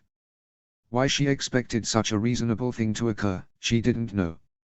It must have been the exertion making her loopy, because in retrospect it was perfectly obvious that the twins were never planning on letting go of the scarf as she hit it. Instead, they held tight to the ends, using the transferred momentum of her impact to swing themselves in a circle around her, just barely avoiding a collision and managing to completely entangle her in the knitted fabric. She landed on her butt, squirming uselessly as she slid across the ice like a punch-drunk, colorblind mummy. The others roared with laughter, and she could see at least Ron was having trouble staying upright as he cackled, clutching Archie's arm for balance as he pressed his other hand to his ribs. Ginny slid to a stop near where Harry had stopped, sending chips of ice all across her legs. Should have ducked under the scarf, the younger girl said sagely. I see what you mean about disillusioned expectations, Harry mumbled through a mouthful of soft knit. Ginny bent down and grabbed one end of the scarf with a mischievous smile. Before Harry could beg her not to, she'd yanked with all her might and sent Harry rolling across the ice toward the bank, unraveling from the scarf as she went. She slid to a stop on her back, blinking up at Archie, who was grinning down at her with a brilliant twinkle in his grey eyes. All right there, cause. You said your friends were nice, Harry complained, climbing to her feet with the help of Ron's hand and dusting herself off fastidiously. I didn't, actually, Archie said. Mrs. Weasley is the one who said her kids were nice. Mum lies a lot, Ron said, only looking vaguely apologetic. Harry let out a low laugh as she shook the ice from her hair. At least there's honesty about the lying, I guess. Not until it's too late to turn back, though, George commented, gliding over with his reclaimed scarf tied around his waist in deference to its icy wetness. Now that you're one of us, though, cat's out of the bag, Fred added, ruffling a few more ice chips from her bangs helpfully. Or at least in a different, slightly less opaque bag, George mused. Still beats sitting at home, right? Archie asked, nudging her ribs good-naturedly. Harry nodded, still smiling. Of course. This is a lot of fun, actually. Makes me wish there'd been more of us, growing up. Neither of our houses would still be standing, were that the case, Archie said, and anyway, that's what friends are for, right guys? Thanks again for having us over, Harry said, looking around at the four Weasleys with earnest enjoyment in her expression. Thanks for coming on such short notice, Ron said, his smile slipping a bit. You might not believe it, but things were pretty down around here this morning. What's up? Archie asked, adopting a more intent expression that, in Harry's opinion, put his face much closer to Rigel's usual demeanor. Our brother Charlie just found out he can't come home for the holidays after all, Fred said, disappointment clear on his face. He works abroad, right? Archie said, guessing. Did his international flu license expire? George grimaced. Nothing so harmless.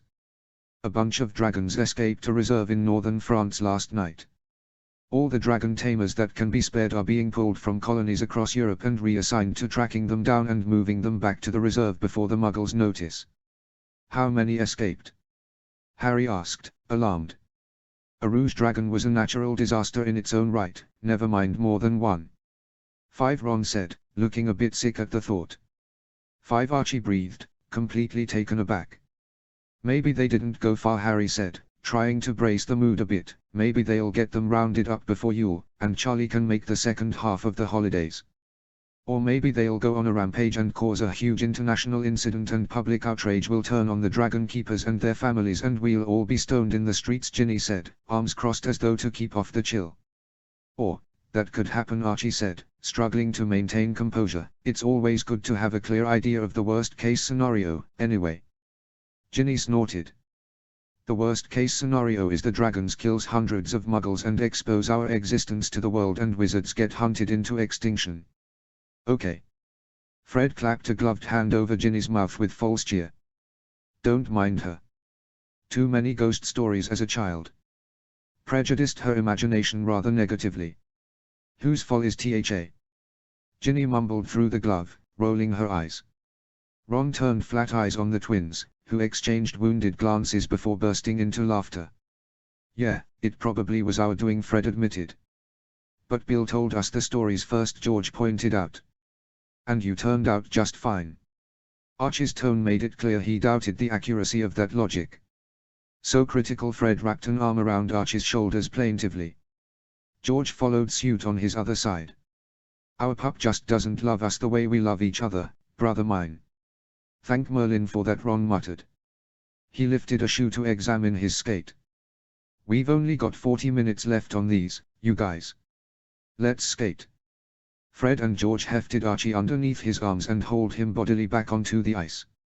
Ron, Ginny, and Harry followed at a more sedate pace.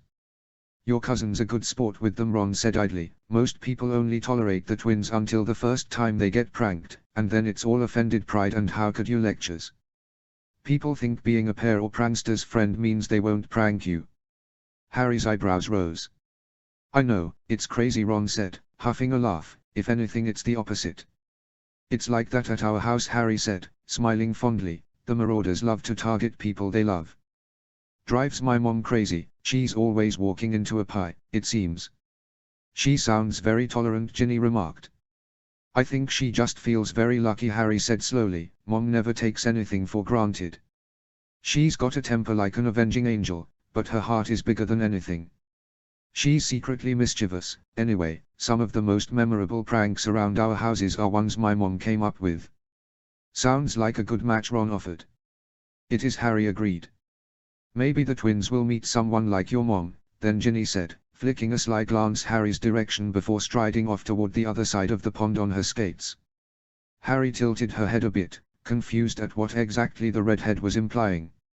Ignore her, Ron sighed. I wish I could say it was you, but Ginny is always like that. She seems very forthright, Harry said, smiling. It's not unpleasant. Only surprising, on occasion. I revise my earlier statement. Ron shook his head, shooting her a bewildered look. You and your cousin are good sports. When Rigel said he wanted to bring a friend, I was worried, cause my family can be a bit much, but all my siblings seem to like you. Even Percy likes you, and he's aloof around new people at first. Harry thought guiltily that it wasn't that difficult to get along with Ron's siblings after knowing them for 2 years.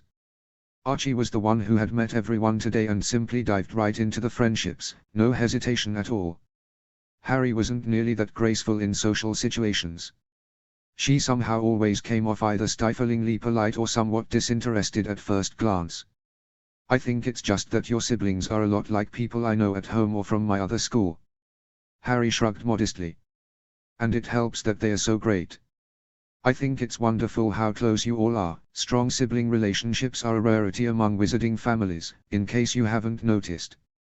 Take my uncle, he never talks to his brother Regulus unless they meet unexpectedly at formal events. Sirius cousins have a strained relationship as well. Narcissa Malfoy rarely converses long with her sister Bellatrix even at intimate social gatherings, and neither of them acknowledges their third sister exists at all without someone else bringing her up first. Then there are the Lestrange brothers. Rumor is their animosity in the workplace is tearing their company apart from the inside. Really? Ron's eyes were wide. How do you know all this? Some of it Rigel's mentioned, Harry said quickly, and the rest is just stuff I picked up hearing Uncle Sirius complain about his relatives. I guess. Ron's mouth twisted into a grimace. Well, they aren't perfect, but I wouldn't trade them. You sure? Harry teased. I'd trade you Rigel if you give me Percy. I hear he's a transfiguration whiz, and that's far and away my worst subject. You're just getting sick of looking at yourself all day, Ron said, a lopsided grin on his face. Admit it. It is rather surreal. Harry wrinkled her nose a bit. Why do you look so similar? Ron asked suddenly, ducking his head a bit as though afraid the question was going to inspire an offended response. Harry instead pretended to a thoughtful expression. We're not actually sure. Sirius thinks maybe. Hey, don't spread this around too much, okay? Ron blinked, then nodded solemnly. She suppressed a smile, knowing that she had given him just enough leeway to tell a few select people, who would then go on to tell a few other people, until eventually the fact that the Black Heir had some kind of passive metamorphism would be the sort of common knowledge that everyone had, but no one was sure how they knew. Harry dithered ostensibly for a moment, then leaned close to say, Sirius thinks Rigel inherited a kind of passive metamorphic ability from the black side of his family. Rigel can't actually control his features or anything, but Sirius thinks maybe his magic is unconsciously shaping his appearance to mimic mine. Weird, Ron said, one eyebrow lifting. I've heard of passive gifts before, but it's usually stuff like a natural occlumency shield or an affinity for creatures. I think Neville might have a passive plant affinity, actually. A passive metamorphmagus, though, well, it's family magic, I guess, so anything is possible. Especially with a family like the Blacks, Harry said, nodding along. So many of their ancestors were secretive types, what records they kept might not even be accurate, so there could be close to anything in their blood. That was the story she and Archie had decided to roll with after his talk with Sirius. It worked, as long as they made it clear to people that Archie/Rigel had no actual ability to morph his features consciously. The innocence of the ruse hung on it being uncontrollable circumstance that the two of them looked so much alike. They eventually joined the others in seeing who could do the most outlandish trick on the ice. The prize, a reverently plucked pinecone, went to Ron, who was just gearing up for an attempt at a two-handed toe grab when the ice disappeared from beneath his skates and he went sprawling ass over tee-kettle.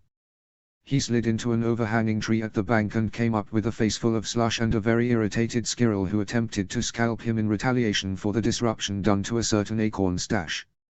Cold, tired, but in good spirits, they all six sloshed back to the kitchen door and surrendered themselves to Mrs. Weasley's tender mercies. Cloaks, scarves, and gloves were whisked away to a drying rack while shoes were relegated to a place by the hearth in the den. Harry barely managed to keep her undergloves on, hiding the suppressor ring from sight. Hot cocoa made the rounds, warming their fingers and stinging their numb lips as they huddled under afghans around the kitchen table. Once they'd drained their mugs, Mrs. Weasley shooed them out of the kitchen so she could get started on dinner. At Archie's offer to help, the witch simply laughed and shooed him out all the quicker. "Mum doesn't really trust us in the kitchen," Fred whispered conspiratorially. "Can't imagine why." Ginny rolled her eyes. "You only blew up her favorite cauldron twice." "After the first time it wasn't exactly her favorite anymore," George scoffed, "so that only counts once, I think." "Once was enough," Ron said, grimacing in remembrance. "Everything she cooked tasted like sulfur for a week." "Oh, that was the week we put sulfur on your toothbrush," actually, Fred sniggered. "Ha-de-ha," Ron sighed half-heartedly. "What should we do now?" Archie said, turning the conversation toward more present difficulties. "Is it okay with your parents if we keep you for dinner?" Fred asked, looking hopeful. "Did we mention dinner?" Harry asked Archie. He'd been the one to ask permission, after all. "I said we'd be home sometime later," Archie shrugged, "so I guess we could. If it's not too much trouble." "Mum's already cooking extra," George guessed with a fond smile. "She better be making extra dessert, too," Ginny said, shooting Harry a speculative look. "Harry looks like she eats a lot." Ron, Fred, and George all choked. Harry looked down at herself, wondering if there was some sort of sign that said "insert pie here" that she hadn't noticed Archie putting on her that morning. Archie just chuckled. "She really does," her cousin said. "I'm a growing person," Harry said, only a bit defensive. "She led a very active lifestyle, and that meant she had to pack away a certain amount of food to keep herself healthy." "She kicked my butt in that race," Ginny said, still eyeing her frame speculatively. "I bet there's a serious amount of muscle under there." Harry fought a blush. She wasn't used to people presuming to guess what was beneath her clothing, at least not to her face. "Does she exercise with you, Rigel?" Ron asked, looking interested. "More like I exercise with her," Archie said, looking a bit uncomfortable. "Harry trains with our Uncle Remus when she has time. She's the one who got me into physical activity, I guess you could say." Harry fought a wince, and thanked the weather for being too cold to encourage dueling practice out on the lawn. The truth was, Archie had little to no conditioning, and no real defense training at all. That was one glaring hole in their ruse that they simply hadn't had the time to correct yet. "Play Quidditch, too?" Fred asked eagerly. "Of course she does," Archie said, smirking. "She's a beater. Like you." Ron said, surprised. "How do you play with just two beaters?" "Well, we hit the ball back and forth," Archie said, faltering a bit, "and at home I'm really more of a chaser, anyway. I just played beater on the house team last year because that was the open position." "Rigel's a great chaser," Harry said, picking up the thread of the story when Archie seemed inclined to trail off. "My dad plays chaser, too, and my Uncle Sirius is our other beater. Mum and Remus play keeper when we do 3v3 in the summer. They taught us all the positions, though, to keep things interesting. You guys don't just stick to one position, right?"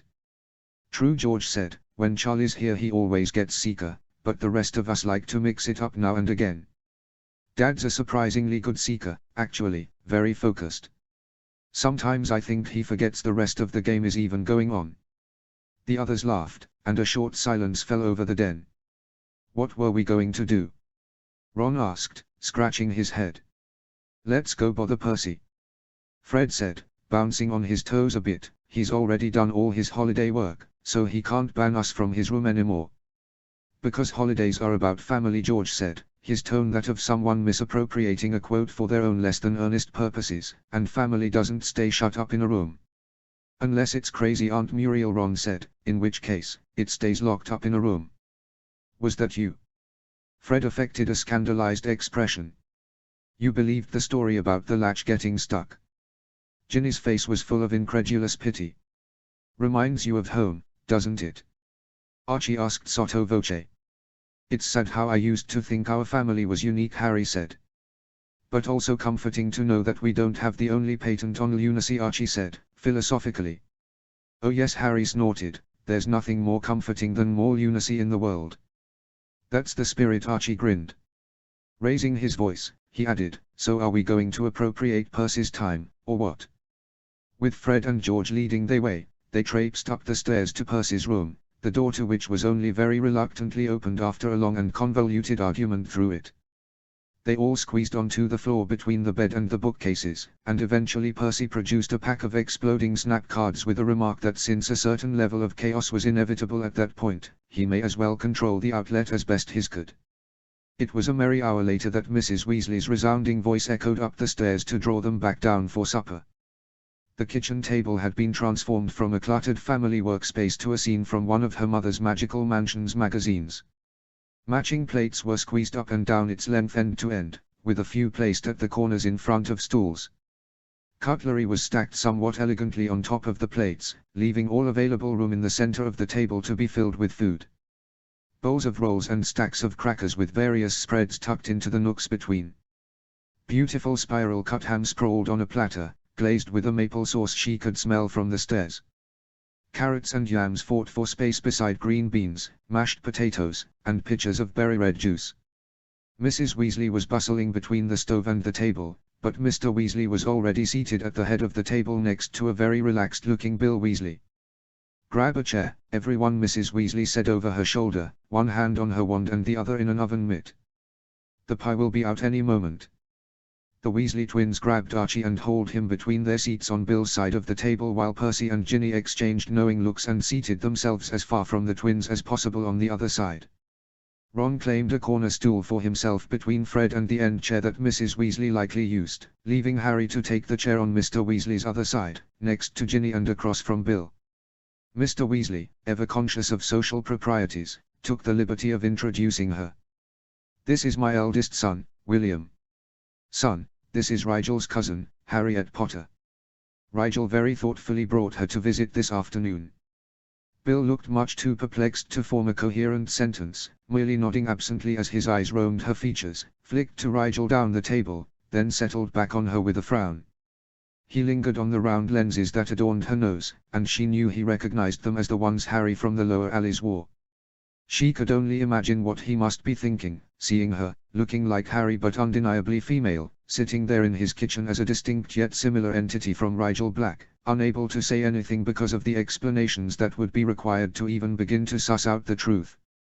"It's very nice to meet you, Will," Harry said, allowing the tiniest of ironic smiles to bend itself in his direction. "It's Bill," the young man said sharply.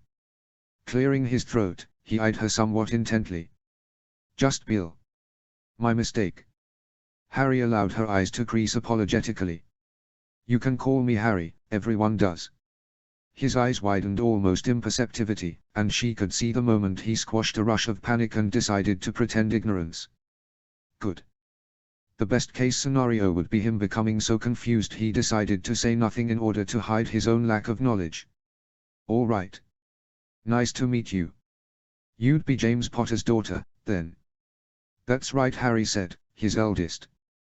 Bill's head tilted curiously, sending his fang earring into a swinging motion that made it catch on a lock of shocking red hair. He idly untangled it as his mother piped up, "I just can't wait to meet the new baby," as she deposited the pie in the only semi-open space on the table and took her seat. "Boy or girl?" Bill asked, pouring himself a cup of something that steamed. For a half-second Harry was put off by the question, thinking he was referring to her, but a heartbeat later her brain caught up and realized he was talking about Addie. "Girl," Harry said, smiling a bit, "she's cute." Mrs. Weasley seemed to be hanging on her every word, but Harry really wasn't sure what else she could say about Addie. She was a baby. They were all pretty much the same, right? Takes after her mother, then Mrs. Weasley sighed, adjusting her napkin in her lap, "Always been known for her charms, Lady Potter has." There was an awkward pause in which Harry could almost see the kind woman trying to find something of her mother's to compliment her on as well. Harry wished her luck. There was really no comparison, at this point. She'd taken mostly after James even before she started using the modified polyjuice potion to fuse her looks with Archie's.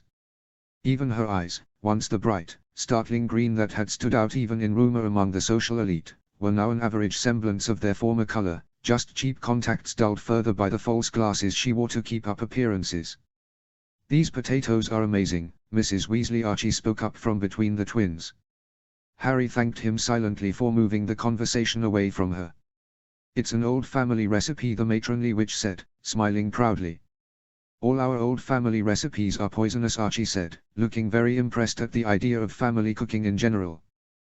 "Before I was born we had a house elf who made all the food in the house, so Dad didn't even know how to wash dishes, much less fill them with something edible." "Did your elf die or something?" Ginny asked, her voice as blunt as the spoon she was using to dump carrots on her plate. "Dad had to give it clothes," Archie said, seemingly unaware of how awkward a topic house elves might be for a family who probably couldn't afford their own. "He says he caught it looming weirdly over my crib at night a few times. Creeped him out. Thought it might try and baptize me in the dark arts when he wasn't looking." After a beat of mildly horrified silence, in which Mrs. Weasley looked like a witch who was suddenly quite glad she'd never had a house elf, Archie added, "That last bit was a joke. I don't think you can actually baptize someone in dark magic. Though if you could, the Blacks would have found a way," Harry said, forcing a light laugh in an effort to include the Weasleys in the joke. Archie forgot at times that even though he didn't take the Black legacy seriously, it was still a semi-respected, mostly feared name in wizarding society. Others didn't poke fun at the traditionally dark family quite as readily as they did. In fact, Harry had only ever heard the Malfoys, arguably the Blacks' social equals, make jokes at the family's expense. "What was it like, growing up in a traditionally dark home?"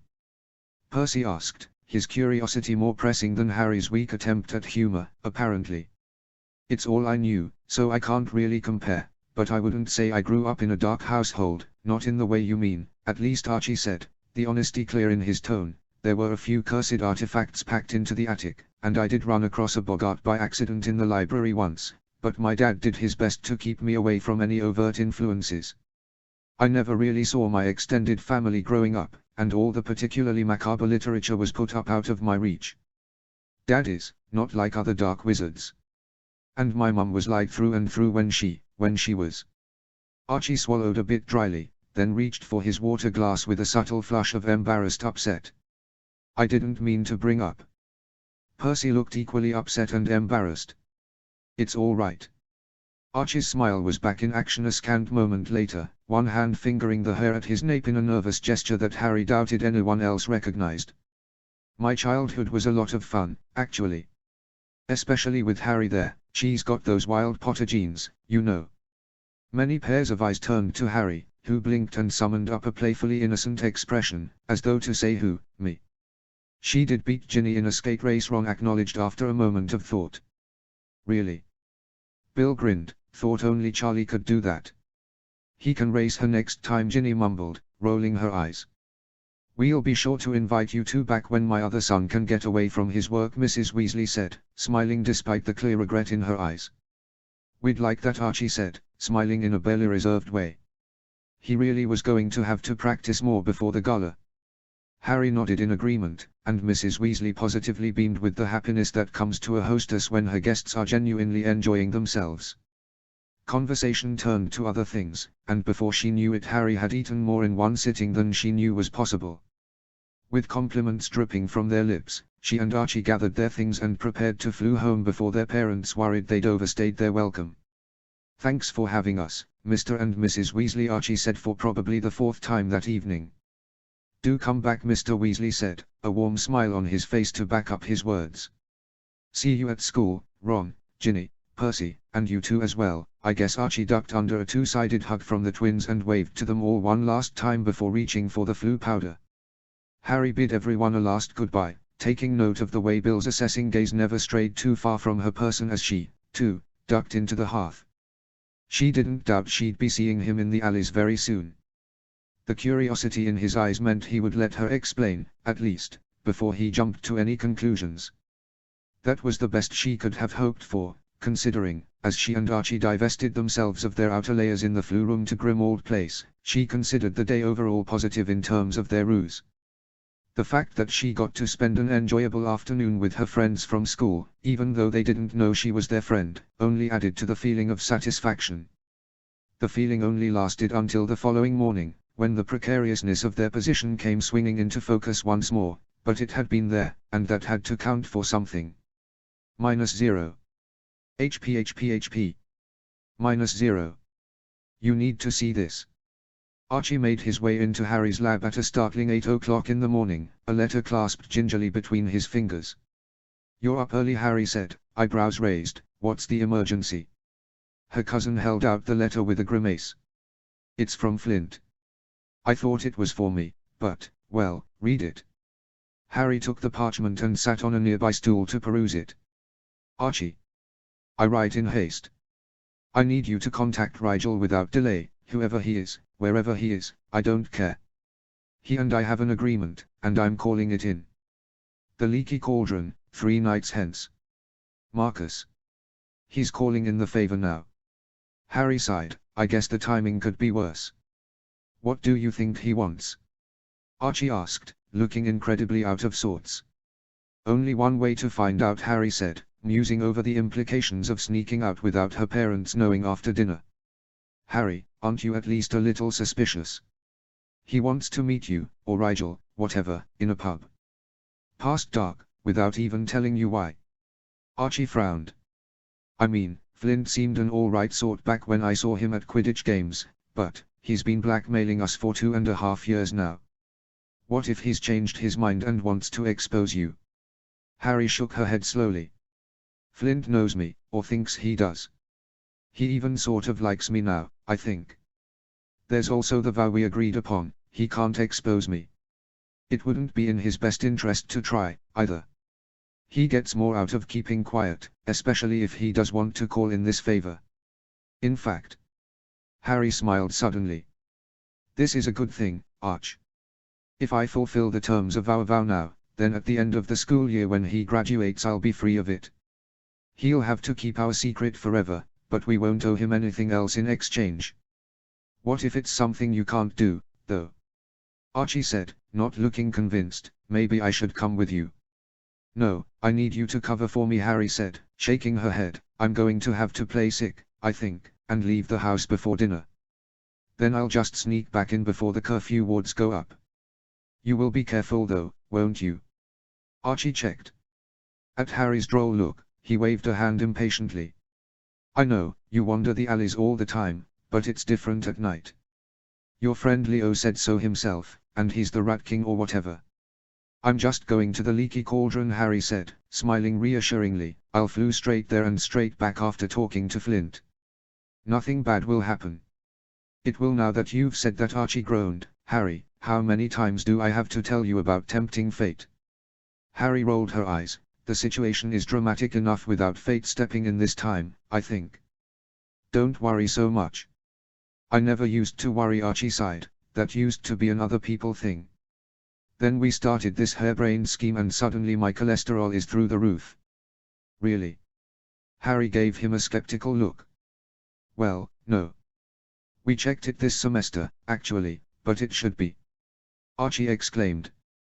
"I'll make a note," Harry said, turning back to her ingredient table. "Can I get back to work, Arch? I'll have to speed up my production a bit if I'm to take that evening off to meet with Flint." "I'm going back to bed," Archie said, heading for the stairs. "I'll pretend all of this was a dream and we're not in way over our heads."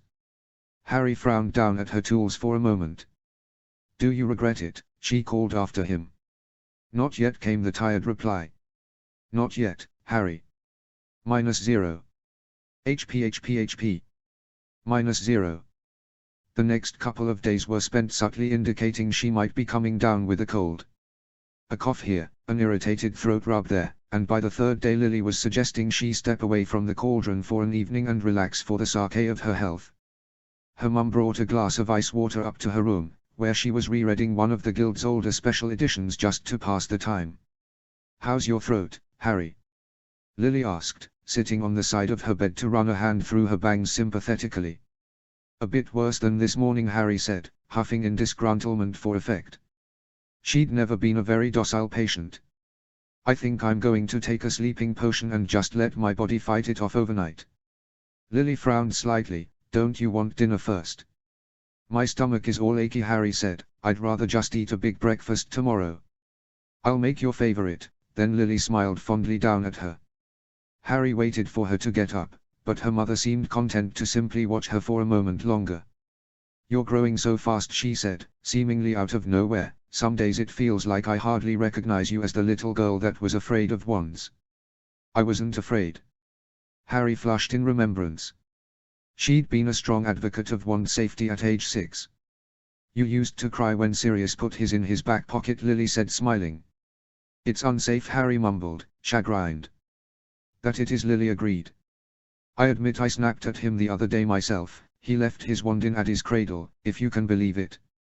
Harry snorted. "Not surprising. Uncle Sirius is a scatterbrain sometimes.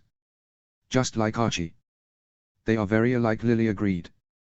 She seemed to hesitate, then said, "Harry, speaking of Archie, I've been talking to Sirius and I wonder if anyone has mentioned, well, explained, really, why the two of you look so much." "Archie talked to me after he talked to Sirius," Harry said quickly. "Passive metamorphism, right? Nothing to be worried about. I know you didn't really separate us at birth." "Some separation that would be," Lily laughed. Harry joined her, adding in a fake cough at the last minute. Lily stroked her hand through her hair again. "I just wanted to make sure you knew that the similarity was on Archie's end. I noticed you grew your hair out the other day, though you seem to have cut it again, huh?" She fingered the blunt ends of her recut hair awkwardly. "I just wanted to try something different for a day." "It's okay to want to be different from Archie," Lily said softly. "I know you two have a solidarity thing going with the hair cutting, and I hope you're not both still upset at not getting to go to the schools you wanted." "We aren't," Harry promised. "It was just a way to remember each other. If we had the same haircut, we thought we'd remind ourselves every time we passed a mirror that the other one was thinking about us, too, probably." "That's lovely," Lily said. "If you wanted to do something a bit more feminine with yours, though, I'm sure Archie would understand. You're a young lady, for all that we seem to forget that at times. You're entitled to want to feel like one, at this age." "I know," Harry said, stumbling over her words a little as she tried to get her head around where her mother was coming from. What did she want Harry to say? "I just wanted to look a little different from Archie when we went to the Weasleys, that's all. So they'd be able to tell us apart without too much trouble. I might do the same for the New Year's gala. We are still going, right?" "Well, we've no reason to refuse this year," Lily said carefully. She tucked a strand of her long red hair behind an ear. "Addie is old enough to put up with a few hours of people poking her, at least, and James is of course running security again, not to mention you were invited specifically by the young Miss Parkinson, for some reason." "Archie says Pansy really wants to meet me," Harry said, grimacing a bit. "I guess Archie talks about me at school a lot." "Well, why don't I help you with your hair that night?" Lily offered. "I'm quite handy with smoothing and curling charms, you know. I've even tamed your father's hair, a time or two." "I'll have to see that to believe it," Harry chuckled. "It's a date," then Lily said, patting Harry's head once more. "Get some sleep, all right? I'll leave a few pieces of toast in the warmer if you wake in the night hungry." Harry murmured her thanks and made a show of pulling a vial of sleeping draught from her potions kit as her mother left the room. She dumped the contents in her bathroom sink and left the empty bottle by her bedside as she slipped out of her pajamas and into clothes suitable for the cold night air. She waited until everyone had flew over to Sirius' house for dinner, mentally thanking Archie for somehow managing to make it happen there even though it was technically the Potter's night to host, before slipping into her shoes and closing her bedroom door firmly behind her, heading for the flue. The Leaky Cauldron had a decent crowd for the dinner rush, though Rigel knew it would taper off fairly quickly as the sun went down and the temperature dropped. People were always traveling through the pub from one world to the other, which was great for providing a steady flow of customers, but brought frequent frigid gusts of wind shooting from one end of the dining area to the other. It took her a good minute to spot Flint, who had chosen one of the dimmest sections to sit in. He'd also pulled his hood up for good measure, and Harry wondered how he thought he'd be inconspicuous while trying so hard to avoid notice. She slid into the booth across from him and signaled a passing waitress to bring them 2 butterbeers. Nothing was more suspicious than people who came to a bar and didn't drink anything. Flint looked up from under his cloak and blinked at her, seeming taken aback. "You, Rigel." "Who else?" she said, settling into the persona of Rigel Black with barely a thought to mark the transition. "I thought you'd look different," he grunted, keeping his voice low. "Why?" she frowned. "No need to look like Archie over the break," he shrugged. "It's a permanent body alteration," Rigel huffed, "not worth undoing it for a few weeks." HN. Flint's eyes darted around the room edgily and they lapsed into silence as the waitress deposited their drinks and held her hand out for the fare. Apparently they looked like the sort of sketchy people who might skip out on a tab. Rigel dropped a generous amount of coin into her manicured fist and flashed a hand signal she'd picked up at the Phoenix. It was technically a thief sign, conveying a need to conduct private business without being interrupted, but Rigel didn't think Leo would mind her appropriation of it in this instance. Whatever Flint needed had to be important, to have him looking so out of sorts. The waitress gave a sharp nod and left them in peace readily enough, so Rigel supposed she was at least passingly familiar with the court's people. "What's going on, Flint?" Rigel finally asked, pushing one of the drinks his way so that it would at least look like he belonged there. "Your letter seemed fairly urgent." "I'm glad Archie could contact you in time," Flint said, moving his hands up to cup the pint glass like it was an unexpected lifeline. "Wasn't sure how far away you live." "Archie and I have ways of fast communication while we're away from school," Rigel said vaguely. "Good. I need you to come here again soon. I need your help, Rigel." He looked neither pleased nor unnerved by this admission, merely resigned to it. "I'm calling in the favor you owe me." "The big one?" "I gathered," Rigel said shortly, unwilling to be reassuring until she knew what he needed. If he wanted something like a kidney, it was going to be a very inconvenient week. "What do you want?" "Not want," Flint growled, almost to himself, "need. It's my mother. She needs help. I don't have anyone else to go to." Rigel let a frown crawl across her brow. "Is she in trouble?" A moment later she cursed her foolish mouth. Of course she was in trouble. Probably the kind of trouble that involved Flint's father, if Pansy's account of the upperclassman's home life could be believed. "She needs a safe place to go," Flint said roughly. "I need you to take her to the Muggle world. You can move about in that circle, right?" "What makes you think that?" she asked cautiously. "It makes sense." Flint jerked one shoulder in a brusque shrug. "It'd be harder to track you down, if you got found out and had to flee. You must have a backup plan, a safe place to hide if you ever need to run. I need you to take my mother there. Just for a little while. Just keep her safe until I graduate. Once I've got my newts, I can help her start over. I just need time." He blew out a frustrated breath. "I thought it would be okay until I graduated. I thought we could just wait it out. I was wrong." He lapsed into a defeated silence, and Rigel took a moment to appreciate the monumental task that was now before her. It was a sign of Flint's desperation, rather than any true trust on his part, that he came to her with this. Still, she would do what she could, the vow, and her sense of decency, demanded no less. The only problem was, she didn't actually know anyone in the Muggle world besides her mother's hateful relatives. "What's your end goal?" she asked him, a spur-of-the-moment plan beginning to make itself known in the depths of her mind. "Do you think your father will look for her? Does she just need a place to stay, or an entirely new identity?" Flint blinked slowly. Yeah, he'll probably look. If only to make sure she isn't gallivanting around in society bringing shame to the Flint name." The last was said with acute bitterness, and Rigel had to wonder how often such sentiments had been drilled into him. "What kind of life does she want to live?" Rigel asked, taking a sip of her butterbeer to distract from the paths her imagination wanted to walk. "Does she want to work? Or live at home?" Flint looked a bit incredulous. "Rigel, whoever you are, I don't care. Just get her somewhere safe, and I'll work the rest out this summer." "She might object to being locked away for so many months," Rigel said, frowning once more. "She's been locked away her whole life," Flint snapped, eyes hard. Then maybe it's time for a change, Rigel said softly. Flint stared at her. You have an idea? Rigel nodded tentatively.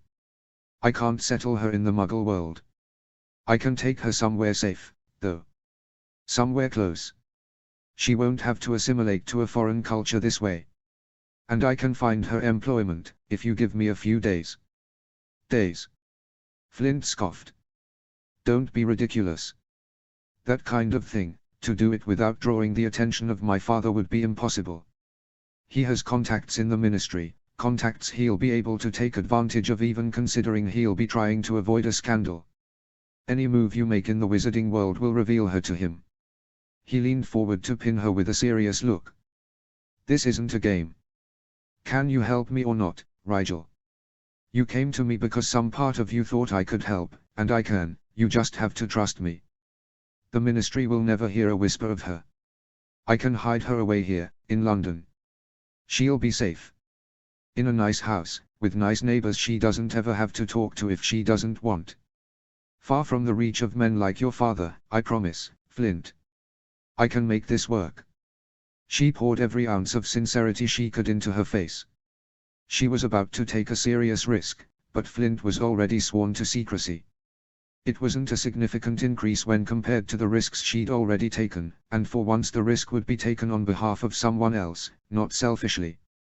Maybe it was the holiday spirit making itself known in the air, but Rigel was tired of feeling like all her efforts benefited no one but herself. How? Flint's voice was flat, but there was a look in his eyes that hadn't been there before. She thought it might be hope. I don't have a safe house myself, she said carefully, but I know someone who does.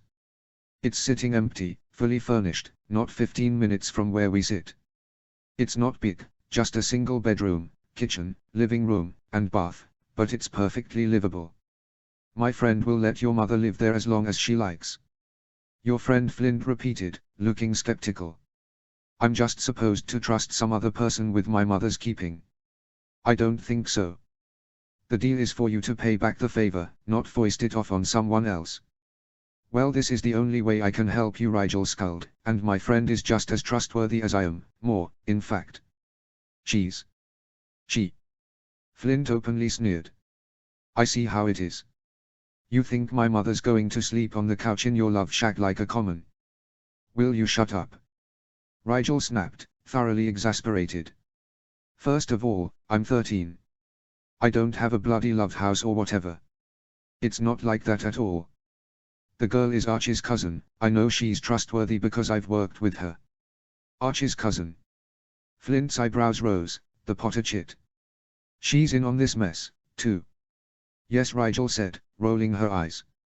I suppose I have to keep her secrets, too, now. Flint huffed, looking disgruntled. It's no harder to keep your mouth shut on 3 people's secret than 2, Rigel pointed out, and stop complaining, you're getting your favor. So you say, Flint said, taking another swig of his drink. I want to see this so-called livable house. Won't have my mum living in a slum. She's accustomed to better, no matter that our house was more like a cage most days. You can see it tomorrow, she said. Why not now? Flint challenged. It's late, she sighed, and my parents will wonder where I am if I stay out all night. Flint's expression was one of open surprise. Your parents? Yes, of course, Rigel said, frowning a bit. What, you thought I was an orphan or something? Well, yeah, kind of, Flint said, looking uncomfortable and a bit confused. Well, I'm not, she grimaced, so, tomorrow. Flint nodded. How soon can my mother move in, provided it isn't a hovel? You can bring her with you tomorrow for all I care, Rigel said, rubbing her eyes. Flint eyed her with something approaching gratitude. If this works out, I owe you one. You really don't, Rigel said, that's the point. But, Flint, you know that, even if there wasn't the whole debt thing between us, I mean, I'd still want to help. You know that, right? And Pansy would, too. Probably even Draco. Not to mention Adrian and the others on the team. You should know that you do have people to turn to. People who would help you if they could. It's not just me. Flint actually laughed, a barking, grating sound that made her ear twitch. You are priceless, little snakelet. You really think Draco has the resources to help me, without Lord Malfoy getting wind of the scheme and turning my mother right back to my father's clutches? That's what pure-blooded culture means, Rigel. It means the law is on his side, not hers. She has no rights as a squib. No recourse in civil society. She married him, and that subjugates her to him forever. For all the power my pure-blooded friends pretend to wield as scions of their houses, they could do nothing for my mother that wouldn't undermine their own positions in society. But you can. It was not the first time Rigel had considered that in some instances it was easier to maneuver around the purported power channels of the ministry and the upper crust of pure-blooded society than to try and wade through them, but it was the first time she had heard the argument pertain to someone else. It brought home to her in that moment how limited many of her pure-blooded friends were, in terms of real freedom, when compared to some of the denizens of the lower alleys. She took a long breath, then nodded. You're right. I can. Are you even free tomorrow? I can be here any time of day. She would have to fake a rather miraculous recovery, but it wouldn't be too much of a stretch. Flint was quiet for a minute, then seemed to come to a decision. If you say it's a nice house, I believe you. I'll bring my mother tomorrow morning. She doesn't need to spend one more moment in that house. Is 7 too early? My father will sleep until noon, at least. I can make as though I had no idea she'd gone when he wakes. 7 is fine, Rigel said, wincing internally. It would be a very miraculous recovery. I'll meet you here. Flint nodded sharply. Yeah. Tomorrow. Good. Go home, get some sleep, and I'll see you back here early, Rigel said, taking another big gulp of her drink. Flint made to stand, then stopped and stared at her once more. Thanks, Rigel. I'm glad to do it, she said, her eyes softening slightly at his obvious relief. He made his way to the flue without a backwards glance. Rigel checked the time, not wanting to flew home before her parents went to bed. Luckily, they zonked out shortly after Addie these days. Poor, tired, dears. She thought she'd better finish her butterbeer, just to be on the safe side. She still had a couple of hours before the curfew wards would auto-set, so she relaxed back into the booth, taking her time to think out all the relevant details to this latest plot. She would have to talk to Leo, she realized uncomfortably. She didn't want to betray Flint's trust, but Leo needed to know that he couldn't scale her apartment windows anymore. She just hoped he wouldn't nail her with questions in this instance. With his help, she had an idea of where to get Mrs. Flint settled for employment, though. Hadn't Leo mentioned he had a pretend job at his mother's clinic in one of his letters? Perhaps Mrs. Hurst would be amenable to having someone to discreetly do the actual work that Leo's pretend position covered. It was something like filing paperwork, she recalled, which meant it shouldn't be difficult even for someone without any work experience to attempt. It would be a delicate act, she knew, keeping Mrs. Flint's identity from Leo and Mrs. Hurst while at the same time keeping the fact that she was Harriet Potter from the Flints. It would be worth it, though, if for once she could use her talent for dissembling in the service of a good cause. She drained the rest of her drink, waited a bit longer just for good measure, then headed for the flue. She was as quiet as possible coming through the grate. Her parents' near-constant exhaustion would work in her favor, as they tended to sleep more heavily after a long day, and all their days had been long since Addie came along, but that didn't mean she could stomp around like a troll during mating season. She did take a piece of toast from the kitchen on her way to the stairs, just so she had a flimsy excuse in case one of her parents happened to be wandering the halls. She needn't have worried, though. All was quiet as she crept up the stairs, avoiding the creaky ones on autopilot, and slipped into her room at last. Her clothes went back into their drawers, despite smelling like a bar. It was better than leaving them in her hamper to be questioned if by chance her mother decided to add Harry's laundry to her own this week. She cast an alarm charm to wake her at 6, and fell asleep to a whirlwind of plans and ideas that mapped their way across the inside of her mind with impatient fractals of thought and instinct. She wrapped a blanket across her shoulders and retreated into meditation to help her doze despite the cacophony of intentions all vying for attention between her ears. There would be time enough to plan again tomorrow, and the day after, and the one after that, as well. Sleep she had to take when she could. -0. HP. -0. She woke early the next morning, dressed unobtrusively in slightly worn robes and a scarf to pull up over her face once she reached the leaky cauldron. The last thing she wanted was to run into someone who knew Harry while she was supposed to be Rigel. Her mother was already feeding Addie in the kitchen when she ambled in. Harry smiled a good morning as she slipped past her to grab a cup from the cabinet, aiming for the pitcher of juice on the counter once she'd decided it was probably orange. "Harry, you're up," Lily said, pleasantly surprised, not feeling too poorly. "Sleep was just what I needed," Harry said, emphasizing her alertness with a healthy gulp of juice. "Glad to hear it," Lily smiled. She let one hand trail over Addie's fine red curls absently. "Can I fix you anything? I haven't had a chance to start on breakfast properly yet." "That's okay, I know you've got work in a bit. I'll grab something in Diagon on my way to the apothecary. They should have my order in this morning," Harry said, affecting a look of anticipation. "If you're sure you're up for it," Lily said, looking only a little bit concerned. Her mother knew Harry's practicality well enough to respect her judgment in most things. "It's not too far," Harry assured her, "and I think a brisk morning walk might be just the thing." "Wear your winter boots," Lily told her, reaching out to pat her cheek gently. "It's still a bit wet out." "I will," Harry promised, rinsing her glass in the sink and smiling once more before leaving the kitchen to hunt down her shoes. She was through the flue to the leaky cauldron with plenty of time before their designated meeting, but a quick glance around the pub revealed that Flint and his mother were already there, bent quietly over the innkeeper's English breakfast in one of the more tucked-away booths.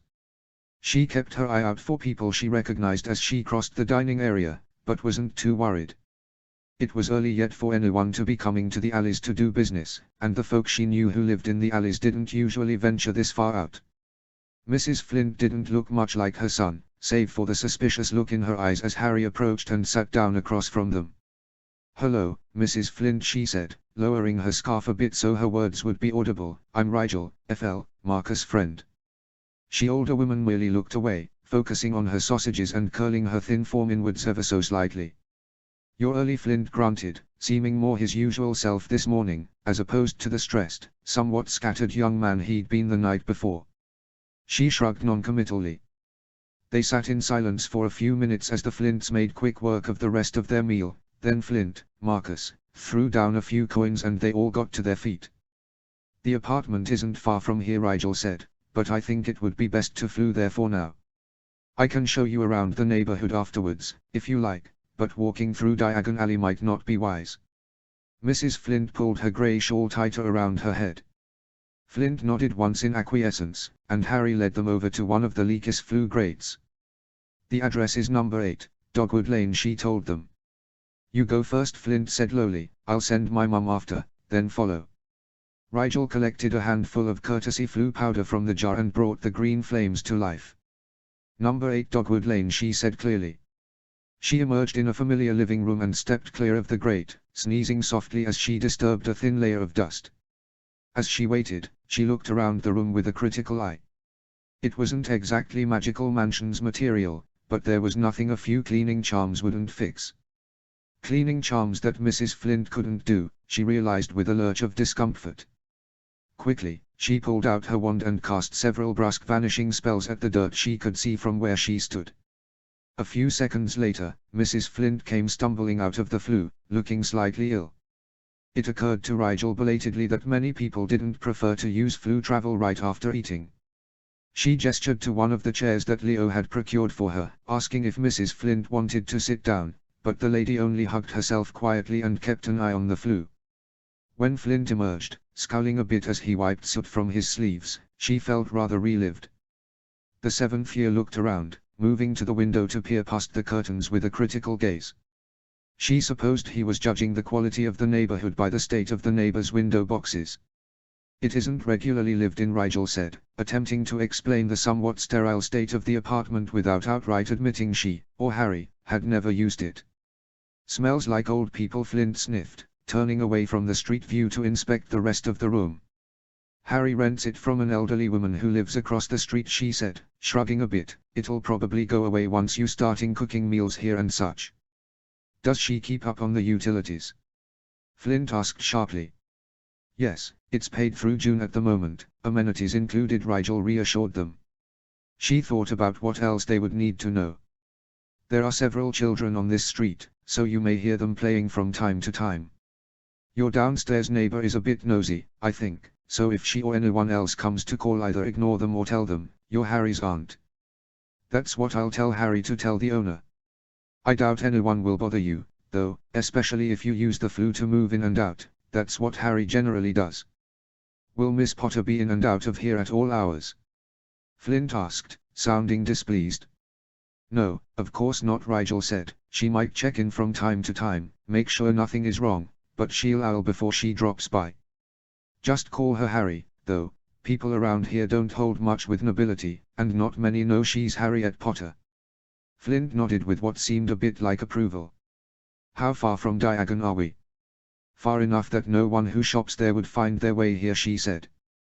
I'll draw a map before we leave, but I wouldn't advise walking all the way there until you know your way around a bit more. Best to flew to the Leaky Cauldron if you really need something.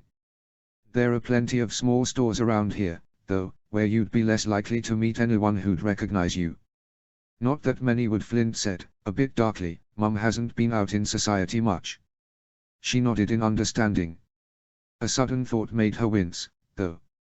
Are you closely related to a man named Ailed Flint, at all? They both frowned in thought, and Rigel could suddenly see a stronger resemblance between the mother and son pair. Very distantly, maybe, Flint said. We don't really associate with the lesser branches of the house. Why? He live in these parts. Not close by, but yes, he runs an smithy here in the lower alleys. If he hasn't met your mother, though, there's no reason for him to recognize her. She wasn't sure if she should be speaking to Mrs. Flint or to her son, but as Marcus was the only one answering her, she settled her attention on him. I'm going to see about getting her a job, if she's interested. It won't be difficult work, if I can make it happen, and the place I'm thinking of has a flue, so she could get there and back without wandering the streets, if she is reluctant to. She really wasn't sure if being hidden away most of her life would make Mrs. Flint more or less eager to walk about in the alleys, but if what Leo had been intimating was true, it may be safer for her indoors anyway. At least if she could get her a position at the clinic, she would have somewhere to go and people to talk to during the day. She knew from experience how liberating having one's own source of income could be, as well. This may just work, Rigel Flint said, letting out a slow breath. She smiled. Let's look at the rest of the rooms, then. You can help me tidy them up a bit. Flint muttered something about not being a house elf, but nevertheless pulled out his wand and helped her evanesco the worst of the built-up grime. His mother seemed to relax marginally as they made their way through the house, taking everything in with wide, sullen eyes. She would have to thank Leo again for furnishing the place, as it would have been significantly more troublesome to try and acquire amenities at such short notice. When they reached the bedroom, Flint shrunk a trunk from his pocket and set it at the foot of the bed gently. Rigel hoped that the place would feel more like home once Mrs. Flint had unpacked. Maybe the woman would even be happy there. She turned over the key to the front door once they were satisfied with the accommodations. She offered to show them the way to a small grocery store just up the street, but Mrs. Flint, her voice rusty with disuse, pleaded exhaustion, so they let her rest instead while she and Flint made the trek by themselves. It's an okay place, Rigel Flint said after a few minutes of walking. His eyes took in the quaint streets and well-kept, if a bit run-down, stoops. Yeah, she said, it's not a bad place to make a life. He jerked his head as though cracking a stiff joint in his neck. Hard to believe this, is it? I always knew someday I'd get her out of there, but I thought it'd be different, I guess. Less sudden. Does she need medical attention? Rigel asked quietly. Flint tossed his head irritably. No. Not this time. They lapsed into silence once more, Rigel only speaking up to point out useful shops and streets as they neared the grocer's. It was only 20 minutes' work to collect the basics of a rudimentary pantry. They were back at the apartment and unloading bags of food almost before she knew it. I should be getting back to the house, Flint said once his mother was as settled as they could make her. I'm going to see about that position I was thinking of, Rigel said, walking him to the flue. Once that's settled. Our debt is fulfilled, Flint said, eyeing her cautiously. You came through. Thank you for that. I may be a hard-assed prick most of the time, but my mother, she deserves this. Everyone deserves a chance like this, Rigel agreed. If you or she ever needs anything, unrelated to whatever debts or vows lay between us, just ask, okay? Flint grunted in a way that told her he would not under any circumstances ask for help that he wasn't already guaranteed by a magical oath. She supposed she'd just have to keep an eye on him, as well as his mother, for good measure. What name should I give people when they ask who Harry's aunt is? She asked suddenly. He was quiet for a moment, then said, Miriam. She had a cat named Miriam once. Rigel nodded. Miriam it is. Flint. She wasn't sure how to say this, so she just blurted it out. Are you sure going back to your father's house is a good idea? Flint sneered at her, and she could see a spark of his usual derision in his eyes when he said, enough with the sap routine, Rigel. The deal is you worry about my mother. Leave my father to me. Rigel held his gaze speculatively for a moment, but there was no fear or hesitation in his set expression, so she let the matter go. He would be back at Hogwarts in little under 2 weeks anyway. If he thought he'd be fine, who was she to tell him she knew his life better? She bid the surly 17-year-old farewell, then returned to the bedroom where Mrs. Flint was sitting on top of the bed covers, looking a bit lost. Marcus told me you might like the name Miriam, she said kindly. The woman raised her eyes to Rigel's and blinked in a way that she supposed was agreeable. Rigel crossed the room to sit next to her on the bed, and took her hand in her own the way she would Lily's on the rare occasions her mother wasn't feeling well. I'm going to see about getting you a position at a nearby healer's clinic, she said, searching the woman's face for any sign of an opinion on the matter. The lady who runs it is very nice, and won't ask many questions. Would you like to work? You don't have to, your son has arranged everything, so if you'd rather just stay here for a little while before jumping into a new life, that's all right, too. She waited for the lady to speak, patiently holding her slightly unfocused gaze until her lips pried themselves apart and she mumbled, "M.A. Squib." Rigel tried not to soften visibly at those words, said so defeated, as a blind person might remind someone who'd asked them about the sunset. That's all right, there's actually a proportionately large population of squibs in the lower alleys. And the work I'm looking into won't be magical in nature, strictly speaking, just paperwork, really. Mrs. Flint looked down at her hands, one clasped in Rigel's, the other twisted unsurely in her lap, and shrugged. Rigel patted her arm soothingly and rose. You think about it, and rest up a bit more. I'll see if the position's available, and get you all the details to make your decision. I'll come by either later today or tomorrow to let you know and check on you, how's that? For a long moment, she thought the woman wouldn't say anything, but after a time a very soft thank you fell from her mouth. It's no trouble at all, Rigel said, hopeful that Mrs. Flint and she would become something like friends over time. She bid goodbye and slipped out of the apartment, intent on making her way to Mrs. Hurst's clinic while she was out and about anyway. Halfway there she stopped dead in the middle of the street and cursed herself for being an idiot. She had put her green contacts in her pocket that morning specifically in case she ended up going into rogue territory and then almost forgotten to put them in. She redirected herself toward the nearest public restroom. As a rule she avoided such places, as the stink alone could peel the skin from one's nostrils, but it would have a mirror, and with a few sanitizing spells she would be able to insert the contacts without risk of infection. When she ducked into the street toilet, she sighed at the state of the sink. Someone had obviously been sick in it the night before, and the mirror that hung above it was cracked and warped in several places.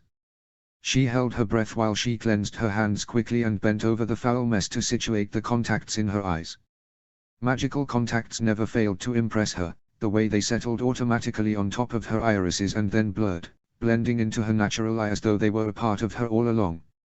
She dug a pair of false spectacles out of her pockets as well for the finishing touch. Her identity as Harry thus secured, she hurried out of the restroom and made a beeline back along her original trajectory toward the clinic. Janice was manning the front desk when Harry stepped in, shutting the door quickly to keep out the cold air. The older nurse smiled in a matronly way and said, "What can I do for you, young man?" Harry didn't miss the way the healer's eyes ran over her from top to toe, assessing even as the expression on her face remained polite. She could guess that the conversation would have started differently if she'd looked to be in any way injured. "Is Healer Hurst in today?" she asked, approaching the desk. Of course, Janice smiled. "You're Leo's young friend, aren't you?" "Yes. I'm Harry," she said, smiling in an embarrassed way that made her look like an awkward, but overall harmless, youth. Janice nodded. It's nice to know your name, Harry. I'm Healer Janice. Healer Hurst is in her office at the moment. Would you like to go on back? She doesn't have any appointments until lunch. Thank you, she said, skirting around the minimalist counter that separated the waiting room from the offices and examination rooms in the back. I'll try not to trouble her for long. Healer Hurst is immune to trouble, rearing that boy of hers, Janice chuckled. Harry took a brief moment to wish that she was immune to trouble as she smiled in return. She made her way back to the head healer's office, sidling up to the open doorway with what she hoped was an endearingly appealing expression on her face. Harry. Mrs. Hurst looked up and smiled widely at the sight of her. Come in, dear, how are you? I've not seen you since the summer. She rounded the little desk to accept a hug from the healer, taking a moment to appreciate the woman's particular brand of warmth and kindness before moving away to take the seat across from the desk with a self-deprecating smile. I've been well, Mrs. Hurst. And yourself? You know me, keeping busy, mostly thanks to my ungrateful whelp of a son, who seems to spend his entire week coming up with ways to run me ragged. Mrs. Hurst huffed in a tone that belied the fond smile on her face. I heard he'd taken up employment here, Harry said, fake casual.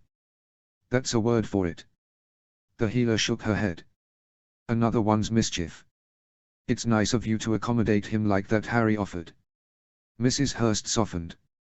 He's a good lad.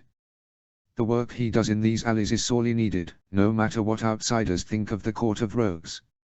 If I can make juggling his different lives a little easier, well, that's a mother's prerogative.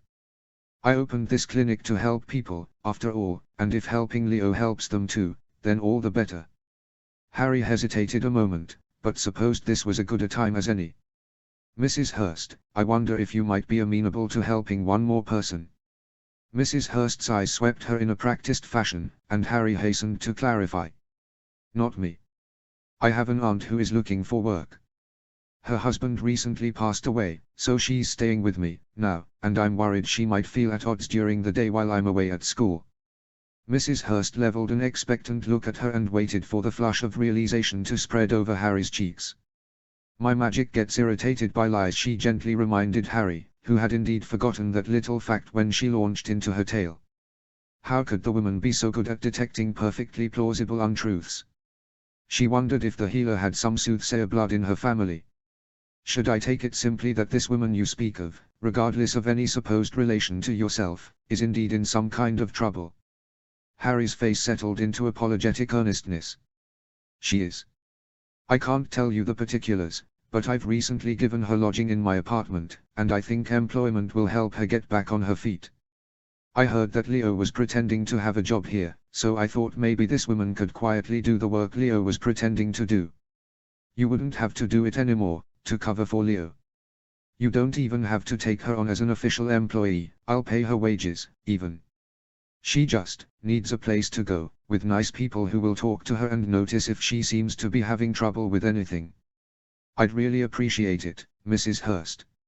She's not a criminal, or anything, just very quiet, and a bit timid, and... Stop, Harry, for the mother's sake. Mrs. Hurst cut in on a laugh. You don't have to keep convincing me. If this lady needs help, then we'll help her. It's that simple, child. You'll let her work here. Harry smiled in acute relief, then paused. She can't do magic. It's just filing papers and such, right? The healer smiled kindly. That's no problem. We have a man who delivers all our supplies who's non-magic, as well. She won't find any prejudice here. I knew that, Harry said, filled with gratitude for this wonderful lady. Thank you so much, Mrs. Hurst. I'll ask her tonight or tomorrow how she feels about the idea. When should I tell her you'd like her to come in? Bring her by any time for a full physical, Mrs. Hurst said, pulling out a notebook to jot a few things down. We always keep a healthy staff, for the patient's sake, so she'll need to be cleared of contagions and the like before she officially starts. Her hours can be flexible, to start with, just coming in whenever she feels up to it is fine. We haven't any desperate need, after all. Once she is trained and feels confident enough, we can see if she fancies a more regular schedule. That sounds perfect, Harry smiled, her name is Miriam. As far as I know she's been a housewife most of her life, but she was homeschooled at one point, and she has experience with children.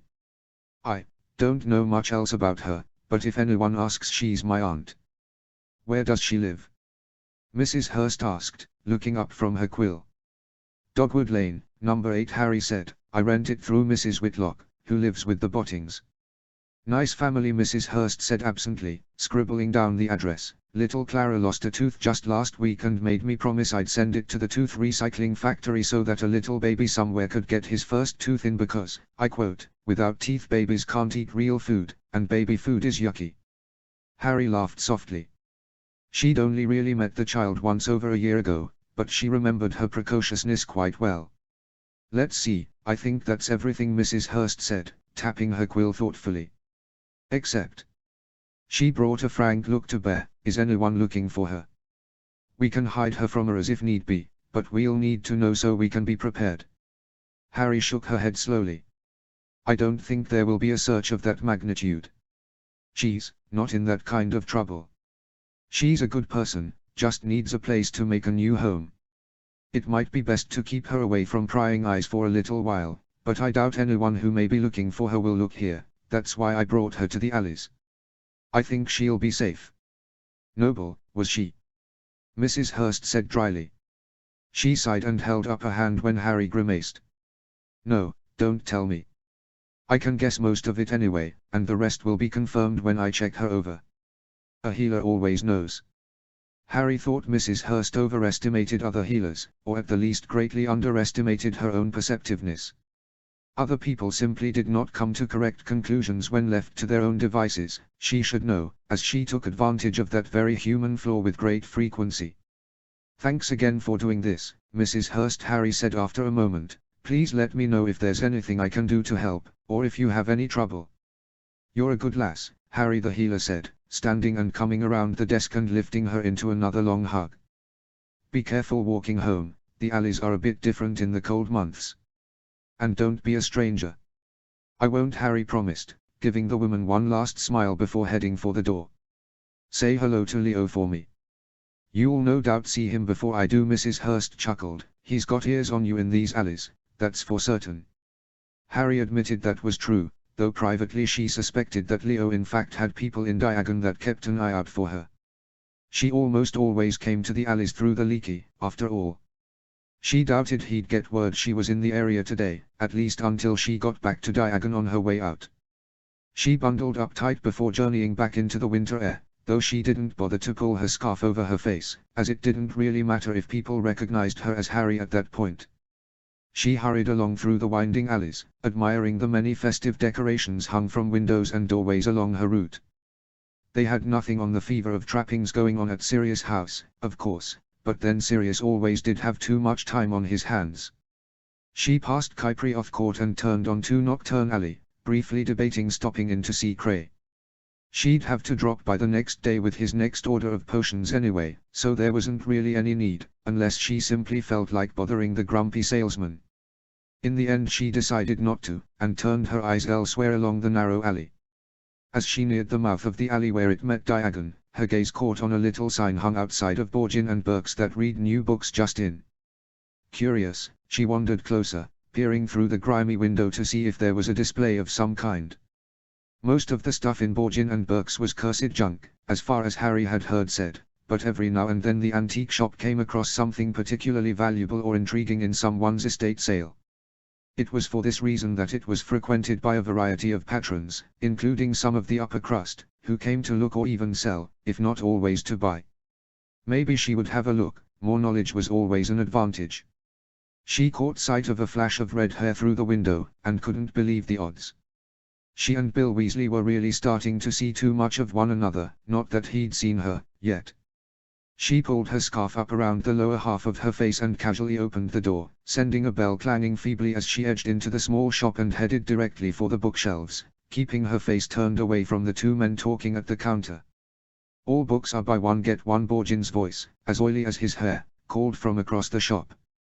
Harry made a vaguely interested grunt, after which Borgin seemed content to ignore her.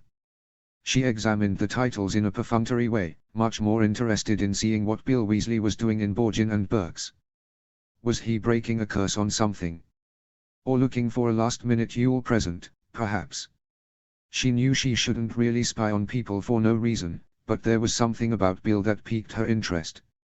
He played in a lot of different sandboxes, and she thought it would pay off to keep an eye on him, since he was undoubtedly keeping an eye on her, as well. Borgin Bill sighed, sounding a bit frustrated. I need to know. I've already told your goblins I ain't heard anything about it. Borgin snapped, told the Urras, too, when they raided my bleedin' shop and caught half the alley on fire. The Urras barely understand what they're looking for, Bill said, a bit derisively. She could hear the cajoling note enter his voice as he added, Gringotts is willing to pay a substantial sum for any information leading to the reclaiming of their property. Borgin sighed disgustedly. You think I'm hanging on to it or something? Keeping the information for myself. I got no use for the sodding thing, got enough cursed gems in this shop already, and can't sell 'em quick enough. Ruddy rubies give me the heebie-jeebies. It's not a ruby, Bill said quietly, much bigger. Not a true gem, but a stone of magical origin. And no, I don't think you're keeping it for yourself, but you might be protecting the information on behalf of another. Like who? Borgin grumbled. Harry had to agree, Borgin would sell his own mother up the river for a fistful of coin. Maybe someone powerful, Bill said, someone who could buy your silence with gold, or fear. If you want to know if Lord Riddles paid me to keep quiet about the stone, just ask me, Borgin sneered. Bill must have made some silent entreaty, because the older man snorted loudly. No, Will, I ain't been made silent on the matter, I just haven't got a clue about it, same as everyone else round here. You lot are looking in the wrong place, as I told you the last 3 times you came asking. Bill sighed, and a bit of the tension in the room relaxed. You know I have to ask, Borgin. My job. I know, Will, Borgin said dismissively, them goblins is stubborn little things. In this case, it's to everyone's betterment, Bill said. The more I hear about this thing, the more dangerous it seems. I reckon they don't call it the Dominion Jewel on account of its passivity, Borgin chortled. Indeed, Bill said shortly. There was a shifting of boots against the hard floor. You're not going already? Borgin sounded put out. Need you to take a look at this necklace, Will. Today. Bill sounded a bit harried. Before tomorrow afternoon, Borgin said. I've got a bloke looking to buy it for a relative, but he wants to know what sort of nasties are on it first.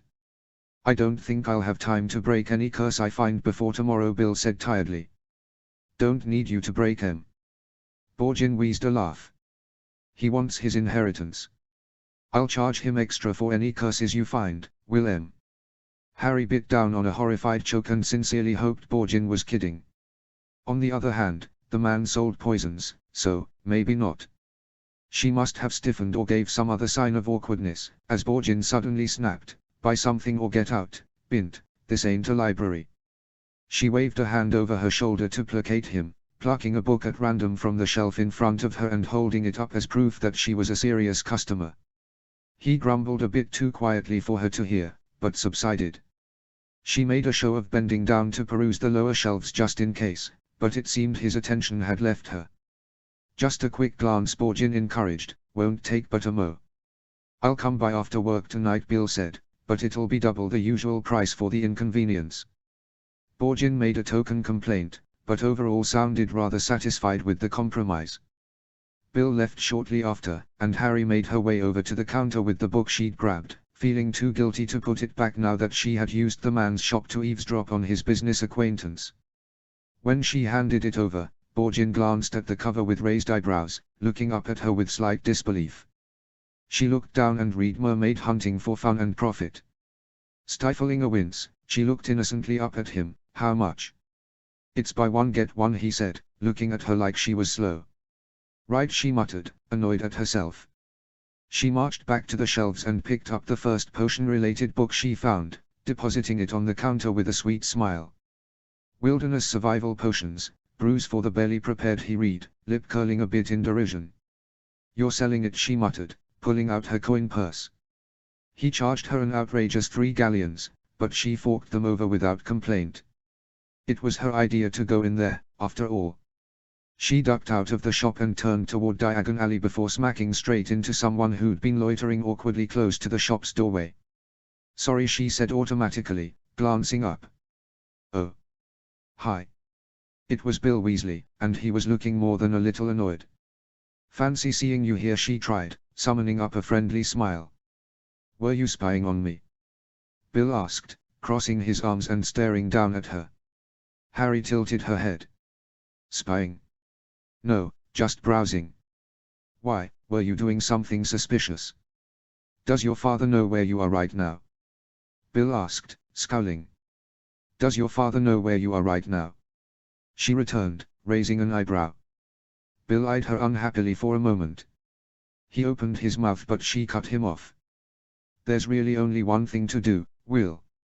I'll pretend I don't know who you are and you pretend you don't know who I am and we'll remain the best of friends." Bill frowned harder. "I have a right to be here." You're just a kid. A girl kid. I thought you knew." Harry lied. Bill stared at her. "Everyone at the Rogue thinks you're a boy, Harry." "Leo doesn't," Harry said, "and Rispar knows, too." That was a recent development, but he didn't need to know that. "It's safer for me to be a boy, anyway. You don't want to put me in danger, do you, Will?" She blinked big green eyes up at him, a mixture of apprehension and sorrow swimming in their depths. It was a potent combination, according to Mayek. "Stop it," he said weakly, "you're not getting me to cover for you. The lower alleys are no place for an heiress like you." "Were you worried about me before you knew I was Harry Potter?" she asked, trying a different approach. "I thought you were just another orphan lad with nowhere else to go," Bill snapped, "not some rich girl playing at Slum Life for kicks." Harry reared back, feeling as though she'd been slapped. "I'm not slumming," she said slowly, incredulity in every syllable. "The King of Thieves is my friend. I go to the Phoenix to see him and those of his people I've become close to, and I don't have to justify how I spend my time to you of all people." "What's that supposed to mean?" Bill scoffed. "Your family doesn't know about your alter ego, Will, do they?" Harry accused. "You should know better than anyone that the lower alleys offer opportunities that are hard to find other places. You've no room to call me out for taking advantage when you're doing the same thing, selling your skills on the side for a little extra coin." "My extra coin goes to keeping my parents in their home," Bill said sharply. "And mine means a lot to me, too," Harry shot back, putting a hand to her hip in unconscious imitation of her mother in a snit. "You're not the only one who gets to have responsibilities, William." Bill rolled his eyes. "You're 13. And I'm a full-time brewer at the potion shop on this very street," she said, lifting her chin. "Where else do you think they let half-blood little girls ply their trade?" "I'll give you a hint, nowhere." Bill looked taken aback for a moment. You shouldn't be working anyway, at your age." "How is that your decision?" she asked, lifting a brow. "It's your parents' decision," he said, looking triumphant. "My parents encourage me to be independent," Harry said drolly. "I don't think this is what they had in mind. Luckily, you don't have to think about it, because you're not in charge of me." "It's not safe, Harry," he snapped, running a hand through his brilliantly colored hair in agitation. "The world's not safe." Harry wrinkled her nose. "But I've got more people watching my back here than anywhere else. Leo is my friend." "Not everyone in these alleys answers to Leo," Bill sighed. "Well, I've got you watching my back too," apparently, Harry snorted. Bill made a face at her. "Just be careful." "I will," she said, letting her face settle into more serious lines. "You be careful, too. This business with the artifact you're tracking down, it's heavy. Sounds like there are some major players involved, and it would be a shame if you got in over your pay grade." "You were spying on me," he grunted, annoyed. "Just looking out for you," she replied, widening her eyes in fake concern. "The alleys are a dangerous place, Will. A nice boy like you could get into trouble." "Get out of my sight before I drag you back to Diagon," Bill said, eyes narrowed. "I'm headed that way anyway," she said primly, stepping around him with a carefully timed sniff. "And if your dad finds out what you've been up to, I knew nothing about it," he added as she walked away. Harry shot a mock salute over her shoulder and ignored the groan of defeat that echoed up the alley after her. All in all, that had gone better than she might have anticipated. Checking her watch, she noted she'd be home just in time for lunch. Perhaps afterwards she could quiz Archie some more on the personalities and background information of people he might meet on New Year's Eve. They still had a lot of work to do before the gala. And then they could do a bit of research into the so-called Dominion jewel. It had an ominous ring to it that made her want to know everything she could on the off chance she crossed path with it again. -0, 0 -0. -0 -0. -0. End of chapter 10.